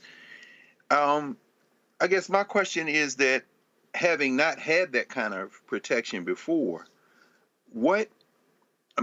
anytime that I've logged on publicly or, that access, it goes back to whatever data is on my device, right? So it doesn't really matter how far back it goes, correct? And also, one other thing, of course, there's been all this noise about banning TikTok and things like that, particularly for young people. I don't think that's going to happen. But, what in your mind is the worst case scenario in terms of these data breaches? I think that the worst case scenario for us as an individual or the government is what you're asking, Professor Carr? Well, I just want to make sure. Yeah. Both. I mean, for us, I just assume we out here butt naked in these cyber streets with no protection. But I'm thinking generally about, cyber warfare. I mean, what in your mind, like, what is the extent of damage that can be done in this kind of wild west of cyberspace? So I think that there's twofold. Like, do you remember when DC had their, certain agencies were hacked, and yes. Like there's a question, right? Remember that? Like even DC had that happen. Remember? Like that's Absolutely. The thing that we have to worry about. How much is that information that has been breached? Remember Equifax? When Equifax yes. got breached, because they had this basic low key, like just had your information sitting there for anyone to grab on like a text-based version of where your information was sitting. That is what we're dealing with, because the hackers are just going to use whatever services that they can get to compile as much information about you to do whatever they can. Some people, and I mean this sincerely, have had, their banks hacked and lost, thousands and thousands of dollars. Because once you compile a profile of a person, you can pretend to be that person because you have enough information to be able to do that. That's the personal part. The government part is the hard part, because the government part has more to do with anything that's supposed to be in play to protect us from cyber aspects, but also national security aspects. And if our national security is something that gets hacked, we have a fundamental flaw in our defense system, and that's the worst case scenario. And we've had conversations at different points where there was questions about software updates that had embedded malware that was able to send information out from some government not laptops but servers, and that's a problem. We need to be able to secure our content as our private content and the things that are afforded to us privately, but we have to also be able to be trusting our government that anything that the government is doing that should not be out there, that is supposed to be protecting the American people, is also being protected. And those, if DC government can be hacked, right? California government, like, we fundamentally have a flaw in our system if we do not understand how to make sure that we're all being protected properly. Thank you. Lauren. Okay, so last time I worked for the federal government was 2014. Every time we turned around, we were getting rumors that China was hacking the system that we were on.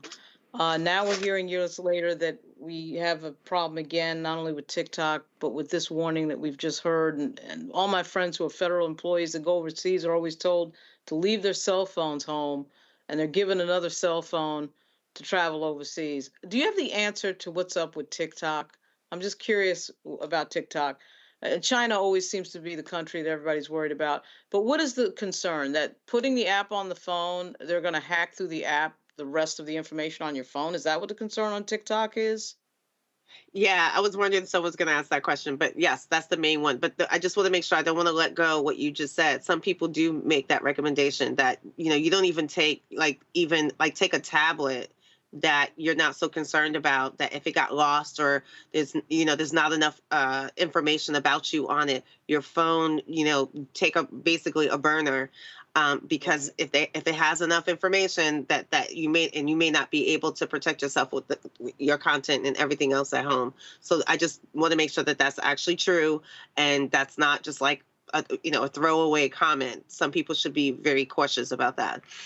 But the TikTok thing is where some of this, I think, also comes from, because when we were allowing many of the other social media apps, if you remember when we were having the fight with Facebook, now Meta, and how much Messenger, remember the Messenger argument, how much Messenger was gathering data, collecting content, remember that? That same argument went by the wayside. So TikTok is doing the same thing. And what they're saying out loud is, well, we're okay with American companies doing it, but we are not okay with foreign companies doing that same thing. So for me, I always try to get people to understand, if our data should not be used in any way for a foreign country, it should not be used in any way for any American foreign company. It should not be used anyway for a American company either. Because if they're manipulating the data, and we all know, we've had this conversation about what happened in the elections of 2016 and all that, profiling that was done. All the pushes about that. We're now only saying, well, this is bad now because it's a foreign company. If you're going to tell me it's bad for the foreign company, then it was bad for the American company. And let's do the due diligence on data protection and data privacy across the board, and not pick and choose when it's supposed to be important and when it's not supposed to be. But what they're saying about TikTok overall, just so that we're clear, is that TikTok is also, if you connect it to your contacts, right? If you connect it to any other parts of your phone, they're collecting that data too. They have access to that data as well. And that is the problem. So if you're going to be talking to the people you connected into TikTok, Well, yeah, China is the company that is gonna, TikTok is the company that's connected to China that can get that information and see your messages at that point. So using the encryption says, okay, well, encrypted software says that, okay, they can't get the rest of those exchanges. They may have their names and phone numbers, which to me is still a problem. But the exchanges, the information, the content, the things you're sharing is not accessible for them. Now, they do have access to anything you put on TikTok. So let's just make sure that's clear. All your videos, all your drafts, all of that is still available to them. But anything you do that's not on their service, they should not have access to. And once you start connecting them to different services, even some of the overlap between I know Instagram and Facebook are still within the same company, but once you start connecting to LinkedIn and login from the same services, you're connecting all that content to a central location for them to get access to as well. Thank you. All right. Shireen, we certainly appreciate it. Thank you so very much. Thank you for having me, as always. I definitely appreciate it. Anytime. All right, folks, going to a break. We come back. Congresswoman Jasmine Crockett, we're always talking about the census and why it matters, but we also try to explain to y'all why who controls the state legislature also matters. Wait until you hear what she has to say, how they, in Texas, how they, let's just say use the numbers of people of color to put more white Republicans in Congress. Folks, support Roland Martin Unfiltered by joining our Bring the Funk fan club. If you want to give via Cash App, I know they make it so much harder now. Cash App got rid of all of our accounts because they changed their rules. But our way around it is if you use this QR code, the app Stripe, you can still contribute to us via Cash App. So just use this QR code, click the Cash App Pay button to contribute. It's a lot harder than just going this direct, but, and so it goes. This is all we can do for Cash App. You can send your check and money order to P.O. Box 57196, Washington, D.C., 20037-0196. PayPal is R Martin Unfiltered. Venmo is RM Unfiltered. Zelle, Roland at RolandSMartin.com, Roland at RolandMartinUnfiltered.com. We'll be right back. Hi, I'm Isaac Hayes III, founder and CEO of Fanbase. Fanbase is a free-to-download, free-to-use, next-generation social media platform that allows anyone to have followers and subscribers on the same page. Fanbase was built through investment dollars from equity crowdfunding from the Jobs Act. People just like you helped build Fanbase, and we're looking for more people to help build Fanbase. We are currently raising $17 million in a Regulation A crowdfund on StartEngine. We've already crossed $2.1 million, but we're looking to raise more capital from people just like you that deserve the opportunity to invest in early-stage startups without having to be accredited investors. So right now, I'd like you to go to startengine.com/fanbase and invest. The minimum to invest is $399. That gets you 60 shares of stock in Fanbase right now, today. And then use Fanbase to connect with friends, grow your audience, and be you without limits.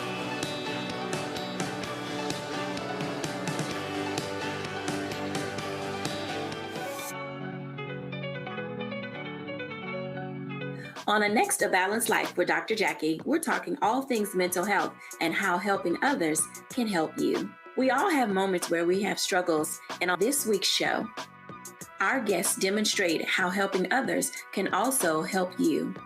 Why you should never stop giving and serving others on a next A Balanced Life here on Black Star Network. Hey, this is Motown recording artist Kim. You are watching Roland Martin Unfiltered.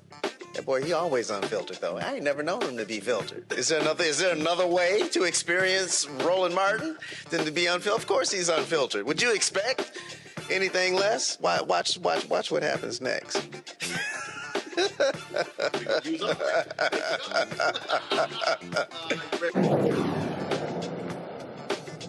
Good morning and happy 118th Founders Day to the Ice Cold Brothers of Alpha Phi Alpha Fraternity Incorporated.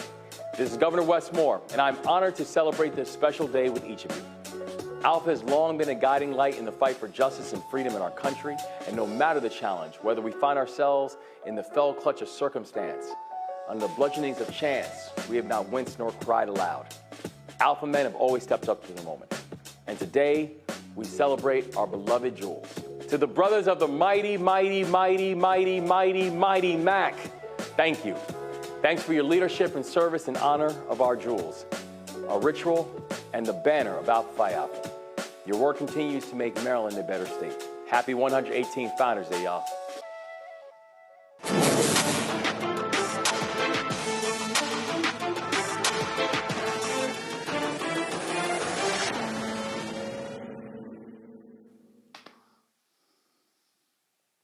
Well, today on Capitol Hill, Congresswoman Jasmine Crockett broke down how white Republicans in Texas took advantage of population growth by black and brown people to, guess what, increase their power in Congress. Watch this. It is interesting that we're having this hearing, and I know one thing that I have learned so far is that while freshman orientation just ended, we need a course on what the census is for, because we have people sitting in Congress and have no idea what the census is for. And so I do appreciate that you have talked about what the funding is for, but it seems like my colleagues really want to zero in on southern states. So let's talk about Texas for a second. And let's deal with them and their concerns about their districts. And let's also talk about the citizen situation. So I don't know how much you've paid attention to the election, but we do have an incoming administration, and we have a border czar who has said that they are going to deport everyone that is here and is not a citizen. They are planning to do mass deportations. In fact, in the state of Texas, our commissioner has offered up land so that they can put these camps there and send people out of our country. Now, if you start asking people, are you a citizen or not, and they're living in a home and somebody's threatening to go in and raid homes and take everybody out and send them back to wherever they came from, I mean, I would imagine that that may make people say, never mind, I'm not going to fill this out. But I mean, has that been your finding or no? We have conducted research that shows that there can be selective inclusion of individuals who reside in a residence because Exactly, because you've got the federal government that is asking this question, and it's the same federal government that is threatening to go and yank people out of their schools, their homes, and things like that. And then we just had a conversation where we were talking about how many voters. Listen, when you're counting people, you're not just counting voters. You count children, don't you? Correct. You count a lot of people that aren't necessarily voters, and I want to make sure that we really get to the nitty-gritty on Texas, because this is hilarious to me. Texas added 2 seats.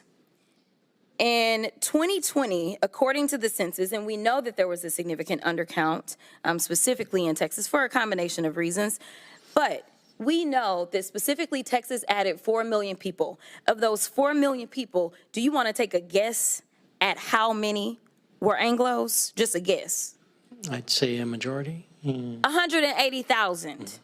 That's it, of 4 million. 95% of the people that were added, and we know that when it comes to minority populations, they tend to be undercounted. So get this, we added 4 million people. They were people of color. Texas got 2 new seats. So they took those black and brown and Asian bodies, and guess what? Do you think that we got a new black, brown, or Asian seat? Somehow, the way that they do their Republican math in the state of Texas, that amounted to 2 new white seats. Guess what? White Republican seats. We got 2 new Republican seats out of 4 million people of color. So let me tell you, they love to use our bodies to apportion us in an inaccurate way. All right, so when we talk about our districts, I also want to talk about something that Texas is taking advantage of that I've worked on a lot. In fact, I did legislation on. It is called prison gerrymandering. I don't know if you are familiar with it. I'm familiar. But here is the reality. The numbers show that in rural Texas, they were constantly bleeding population. Urban Texas was growing exponentially. But what they do is they count inmates where they are imprisoned instead of counting them where it is that they will return to. So their family members that are in Dallas, Texas, or Houston, or wherever, Their family members, when they need something, they call us, even if it's relating to that inmate. But somehow rural Texas is getting better roads than they probably deserve because they're counting those inmates that are not driving on those roads. They're counting those inmates that are not using their hospitals. They're counting those inmates whose children are not attending their schools because of prison gerrymandering. So again, Republicans are really good about using black and brown bodies, because I can also tell you that the numbers are clear that we have a black and brown incarceration issue, not just in Texas, but in this country. And in fact, the state of Texas incarcerates more people than any other independent democratic country. That is how bad our incarceration is just in the state of Texas. And I've got so many great colleagues on this committee that actually benefit from being able to do things like that. So listen, this is about resources. It's about putting the resources where the people are. And I am curious to know, for whoever goes next, do you ask your constituents when they call your office, are you a citizen or not? Because at the end of the day, I have to handle immigration cases as well in my office. We are elected to represent the people regardless of their citizenship, and we have to help them because they reside in our districts. Thank you, and I'll yield. So I'm glad there, Reese, Congresswoman Crockett talked about the census, how critically important that is when it comes to accounting. But here's also something that people need to understand. So the CBC fought for additional money to be put into the budget for media to try to count many African Americans as possible. What then happened was the white ad agency that got the contract decided, oh, we're going to create our own rules. Congressman Stephen Horsford was he was on the show when this happened. He was the CBC's census task force leader. When he met with the agencies, they literally said, oh, we're not going to buy any newspapers, the circulation 50,000 and under. Okay, the whole point is for you to reach as many people as possible.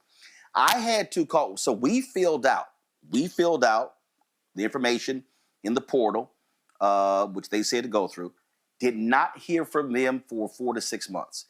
I started calling them out on social media and on the show. Then all of a sudden, they called the black ad agency, Carol H. Williams, who they also were freezing out of the process because they didn't want her to make a lot of money from their fee from this here. What should we do? She's like, I advise y'all to cut a check.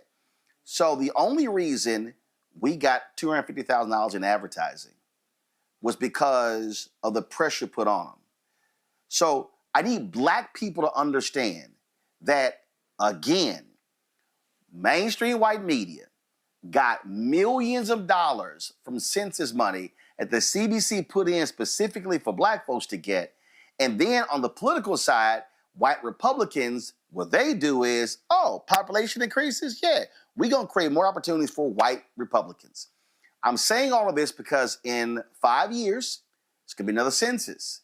And let me tell you, whoever's in the White House in 2028 is going to be dictating how the census goes. So people need to understand that whoever's in power in 28 will control the 2030 census, and that's going to have an impact for the next decade about political representation. And oh, by the way, if you lose population, because we saw it last time, and it's projected that blue states are going to lose 12 electoral college votes. California, Illinois, New York, I think Michigan or Wisconsin. Don't be surprised if Republicans in Nebraska get rid of that one blue delegate. And so that's going to be 12 electoral. So you need 270. So that means Democrats are going to have to go get 12 elsewhere. And those 12 are likely going to go to red states because of population shift. Reese? This is why the deck is so stacked, and this is why we continue to come up short, because they're playing 10-dimensional chess, child, and we still at checkers. So yeah, when we continue to, even when Democrats are in charge, have white overseers of the money who devalue Black institutions, Black media, etc., and even some Black overseers devalue that as well, then we're going to continue to come up short. And then on the other hand, you have Republicans who leave no stone unturned. We looked at some of the maps in Democratic-led states, and they were atrocious. They didn't run the board up, run the numbers up in the congressional districts like the Republicans did in their states. And so this is a multi-pronged issue. It goes to the lack of trust in the government in terms of the census and things like that. And it just goes back to how Republicans are willing to exploit any and every angle that they can. So I'm afraid that it's not going to be a rosy picture unless there is a fundamental and radical and drastic shift in the way that information is funded in this country. And it's funded in ways that amplify and uplift Black media. And don't talk about, well, y'all don't have 30 million subscribers compared to Call Her Daddy or Joe Rogan or whatever the fuck. When those people get $100 million contracts and we get the little peanuts left over, yeah, we don't have the impact when we don't get the investment. And so it starts now, yesterday, should have started 10 years ago. And it's going to be cumulative, but I just don't see that any of those steps are being taken. I don't see that anybody is taking this seriously beyond people in the CBC. And so I don't know. I don't have the answers. This to me, Lauren, is example again of how people need to understand how politics is connected. Census is tied to apportionment, tied to redistricting, which is tied to who controls state legislatures. So we cannot sit elections out because all of this stuff is interconnected. It is interconnected, but I think we're quickly arriving to a point where there does have to be a discussion, almost like an ultimatum about what the demand is collectively in the Black community and how to get that through political leverage, which requires usually some sort of demand that comes along with some sort of a threat, quite frankly. And we don't leverage money particularly well, but we do leverage votes. And this system, when you're 14% of the population, it's a difficult haul. But for the Democratic Party, we represent more power than just 14%. But it's not leveraged correctly. It's clearly not leveraged correctly. And in fact, we're being leveraged because others have money to leverage us and leverage our representatives and our elected officials to do certain things that are not particularly good for the community. And until that's figured out, all of these other things are going to be made much more difficult, whether it's the census or anything else. Great. I agree. There are 14 states that have ended prison gerrymandering. It was good to hear Representative Crockett bring that up. The news came out of the EU. Today is Thursday, so maybe it was Tuesday, talking about the continuing decrease in population there. Their numbers are now close to mirroring the numbers here in the United States. What they didn't report, of course, was the disaggregation by race and ethnicity. You continue to see people immigrating to the countries of the European Union. In fact, one of the recommendations coming out of the EU report was that they increase immigration. This country will continue on its path of de-whitening. These people who are going to be rounded up by these fascists in a few months and over the next several years will not be deported, at least not in the short term. Certainly Claudia Sheinbaum, Dr. Sheinbaum, the president of Mexico, has basically folded back all but one finger on her hand and given the middle finger to Donald Trump in recent weeks in terms of, because in order to send people out of the country, you got to have some place to send them to that have agreed to take them. And Mexico is saying that that's not going to happen.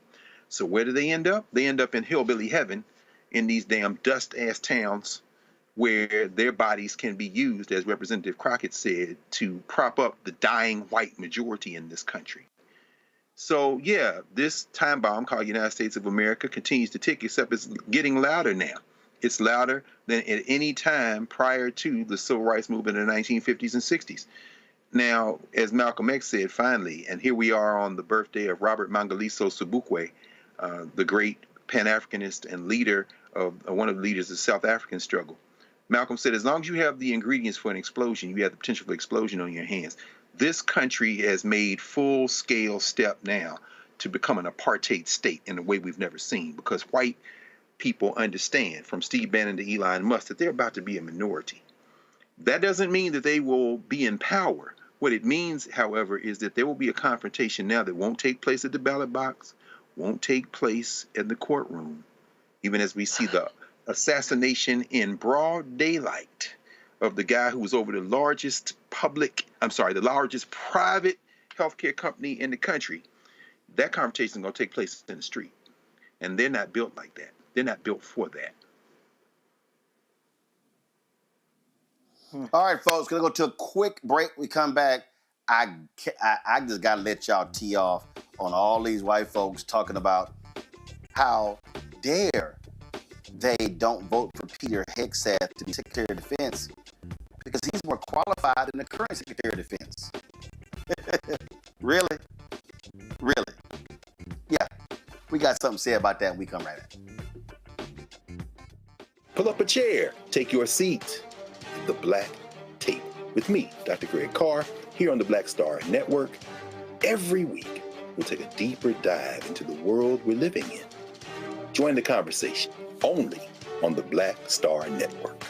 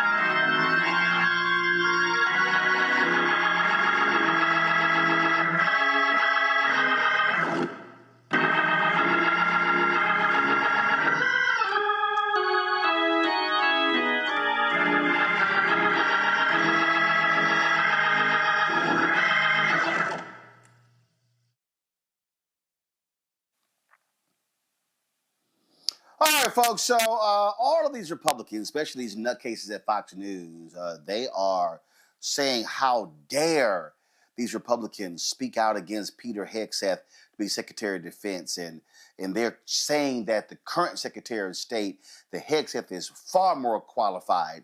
Hegseth even posted a tweet saying, we need to have a Secretary of Defense who's been in battle, who's had bullets whizzing by. Chuck Hagel, he knows that experience. Lloyd Austin, he knows that experience. In fact, all of these people assume, I love how they want to denigrate Lloyd Austin. So, just so y'all know, Lloyd Austin served in the military from 1975 to 2016. He's a retired 4-star general in the United States Army. He finished from the United States Military Academy, Auburn University, Webster University, native Mobile, Alabama. Okay, let's see here. He's commanded the United States Central Command. He's been Vice Chief of Staff of the United States Army. Forces in Iraq, Multinational Corps in Iraq, Airborne Corps, 10th Mountain Division, 3rd Brigade, 82nd Airborne Division, 2nd Battalion, 505th Parachute Infantry Regiment. Wars he's been in: war in Afghanistan, Iraq War, Operation Inherent Resolve.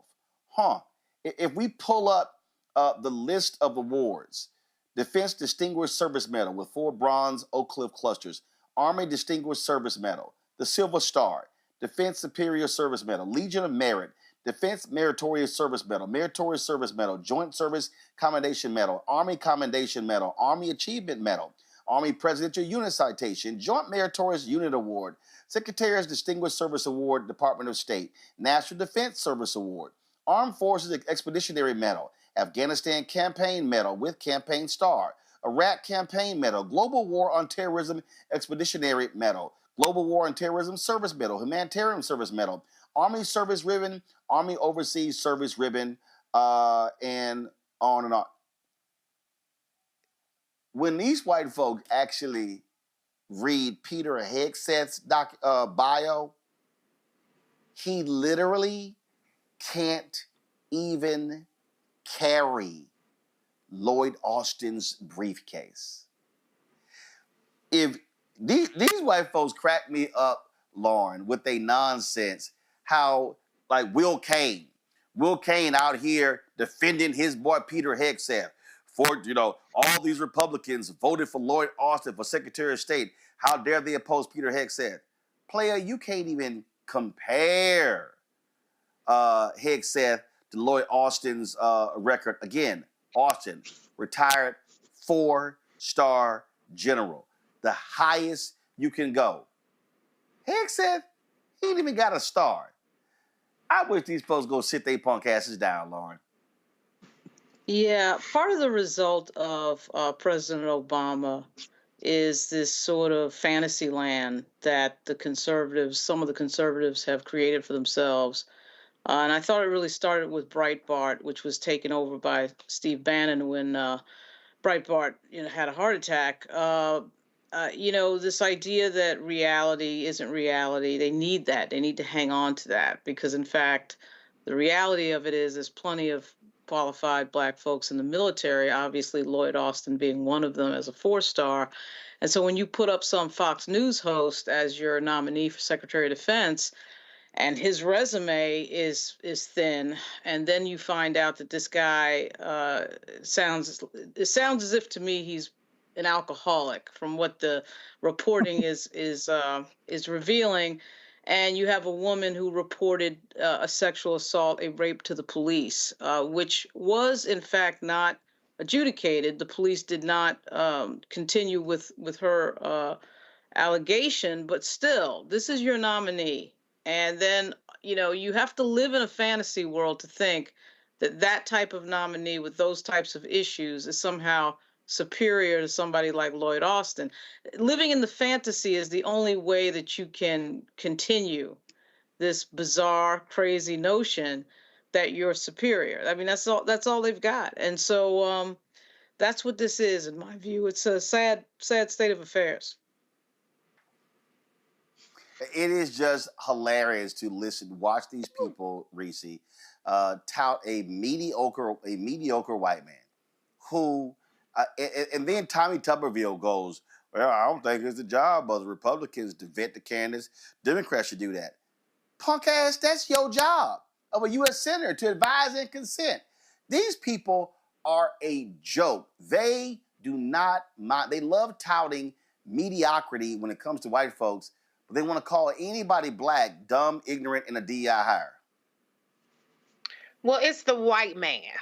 The white math puts a deviant, degenerate, incompetent, stupid motherfucker who has all kind of out of wedlock babies, multiple marriages, ain't been able to keep his dick in his pants, not even one time he was married, okay?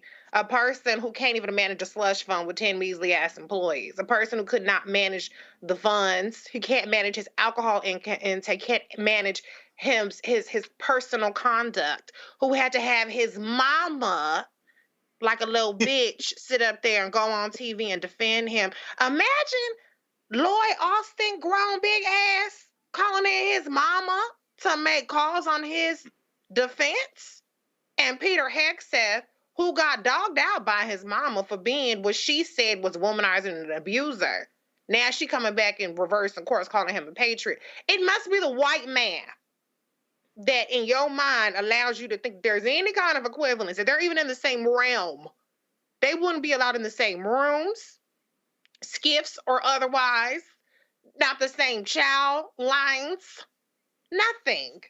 But it's the disease and derangement of whiteness that gives people the audacity to utter Lloyd Austin's name in the same breath as that deviant and incompetent loser, Peter Hegseth.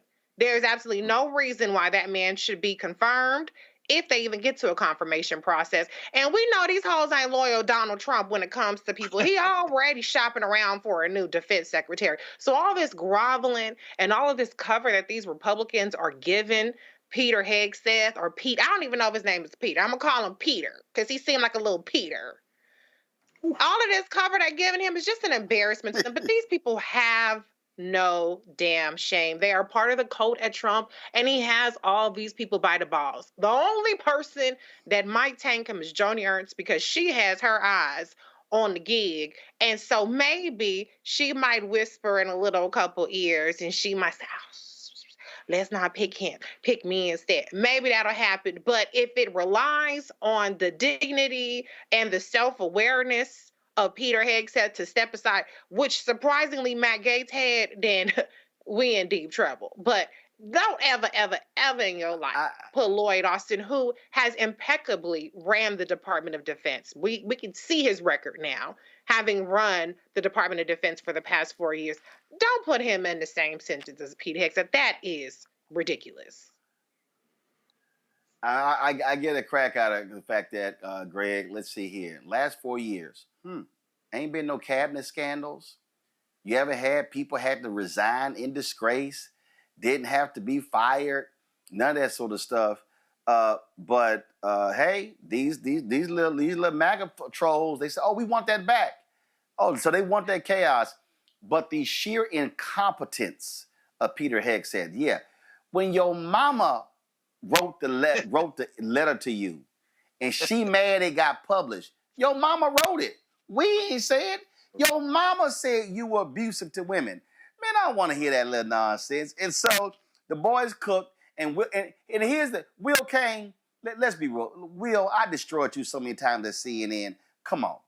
Peter Hegseth is as accomplished at running the Department of Defense as you were at being on ESPN. You had no business talking sports on ESPN. You had no credentials to be on ESPN, and that was a joke. You know it. We all know it. You got to hook up. We know why you got to hook up. So can we please stop? That boy ain't got no business being near Secretary of Defense, and these people look like fools trying to strain themselves. They're going to pull all kind of muscles, try to convince people that he can actually run the department. Shut the hell up. Well, help me, because I thought maybe I saw yesterday that a day before, was it Stephen A. Smith that said that Trump should get a pardon?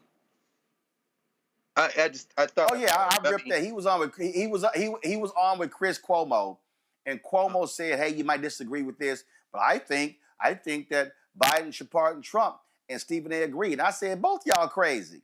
I said, "Hell no, he don't deserve no damn Trump. I mean, he don't deserve no damn pardon." And I'm like, I'm not all this. Oh, we need to end all of this, move on. Then you got John Fetterman sitting here talking about, Trump needs to be pardoned for his case in New York. Hey, Fetterman, dumbass, that's a state case. And Governor Kathy Hochul, hell no, he don't deserve no pardon. I'm so sick of these people with so damn scared. Greg, go ahead. Well, no. I mean, I agree with you, but I mean, now one thing I will say that Fetterman, Cuomo, Stephen A. Smith have in common in this regard, and I'll just detour for a moment. Whoever thought I'd be quoting LeVar Ball, who said Jason Whitlock that the only thing he should comment on is snacks. The only thing that Stephen A. Smith should comment on, the only thing that Stephen A. Smith should comment on is ball. Talk about ball chasing, man. Don't stray your, vocabulary, abuse of vocabulary. You commit so many crimes with the vocabulary. You should save all that for ball playing. Don't get into politics, man. And of course, but the thing that they have in common is they seem to think we live in a nation. This is the fundamental mistake. I'm gonna tell you who else got mad at the idea that Hegseth would be abandoned. Steve Bannon, yesterday from his row house in the shadow of Capitol Hill, on his War Room podcast, mad as hell at Trump and them, saying Mar-a-Lago needs to get its act together. Do not abandon. And I don't know whether it's Peter or Pete either, Reese, but he said Pete. He said, don't abandon Pete. Don't abandon Pete. Because, and this is the fundamental issue, abusing women, sexual assault, complete and thorough incompetence, alcoholism, these are not detriments. They are qualifications. The objective that Bannon has is to destroy the government. So as we talk about the idea that there are standards or that there's some notion of national unity, whether it be John Fetterman or Stephen A. Smith, whether it be Andrew Cuomo or whoever else saying Biden should pardon Trump, you're thinking about this like you're trying to preserve something that doesn't exist. Just like the deficits that are going to explode when the Republicans give all this money to their billionaire friends and then the Democrats get back in office and try to fix it. You're trying to fix something. You're moving against a force that does not want it to be fixed. Steve Bannon, finally, is angry because these nominations are for people who will literally, if you can't destroy the Department of Education, you put WWF slap wrestler in to starve it to death, to take away its staff. If you can't destroy the folks over, whether it be the Department of Commerce or whether it be the folks who are going to control Bitcoin, the news breaking now that they're going to not have Bitcoin be regulated at all. They want the chaos because the chaos will allow them to steal with impunity. So Pete Hegseth may or may not get put out. If he gets put out and they pull DeSantis in, as Rebecca was talking about last night right there in the studio, we need to have a strategy for thinking about who we're going to fight to put in the governorship in a few years in Florida. I don't know whether any of the men servant in the starting five will be picked. I understand Wesley Hunt is on the short list. Bruh, you're a black man in the Republican Party. You're not going to be the secretary of anything, perhaps the secretary of the janitorial crew, perhaps in the Pentagon. Wesley Hunt. The point is that these people want the chaos. That is the objective. They want to implode the thing from the inside, and then they get to do whatever the hell they want. So I think we're reading it wrong when we start talking about qualifications, because the cruelty, as Adam Server said, is the point. The disqualifying things are qualifying things in this bizarro strategy. Well, we know how crazy deranged they are. But what y'all not going to do, you ain't going to impugn the integrity and the qualifications of this brilliant black man for that idiot. But also, don't you love the Republicans who talk about the elitists, the Ivy Leagues, but they keep saying he Harvard educated. They crack me up with that nonsense as well. Now, Peter, gone back with your 4-5 wives, gone back with your drinking, because guess what? You ain't going to be Secretary of Defense. And Will Cain, you're embarrassing yourself riding for your boy. But it ain't going to happen. Just letting y'all know it ain't going to happen. Lauren, Reese, Greg, I appreciate it. Thanks a bunch. Folks, y'all, I'm here to speak tomorrow at the private memorial service for Frankie Beverly. Tomorrow would have been his 78th birthday. But right now, I'm headed to go see, just my luck. I come to the Bay Area. I hit some friends. They say, hey, we got an extra ticket to the Warriors games. And they happen to be playing my Houston Rockets. So that's just perfect. So I'm about to head on out. I'm going to say hey to Steph Curry and my H-Town folks. Folks, we appreciate y'all watching the show.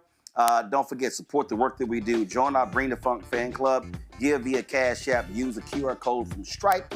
This is how you can give via Cash App. Use the Stripe QR code. Send your checking money order to P.O. Box 57196, Washington, D.C. 20037-0196. PayPal, R. Martin Unfiltered. Venmo, RM Unfiltered. Zelle, RolandSMartin.com. RolandMartinUnfiltered.com. Also, be sure to download the Black Star Network app, Apple phone, Android phone, Apple TV, Android TV, Roku, Amazon Fire TV, Xbox One, Samsung Smart TV. Be sure to get a copy of my book, White Fear, How the Browning of America is Making White Folks Lose Their Minds. Available at bookstores nationwide. Get the audio version that I read on Audible. And get our latest shirt.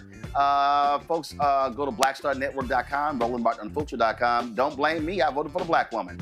You can also go direct for that other merchandise, RolandMartin.creator-spring.com, or use the QR code as well. Folks, I'm going to see y'all tomorrow. Have a great one. Holla! I'll be an alpha man until the day I die. I said, zoom, zoom, zoom. My brother, I love my black and gold. I got the fever down in my body, that fever down in my soul, that alpha fever.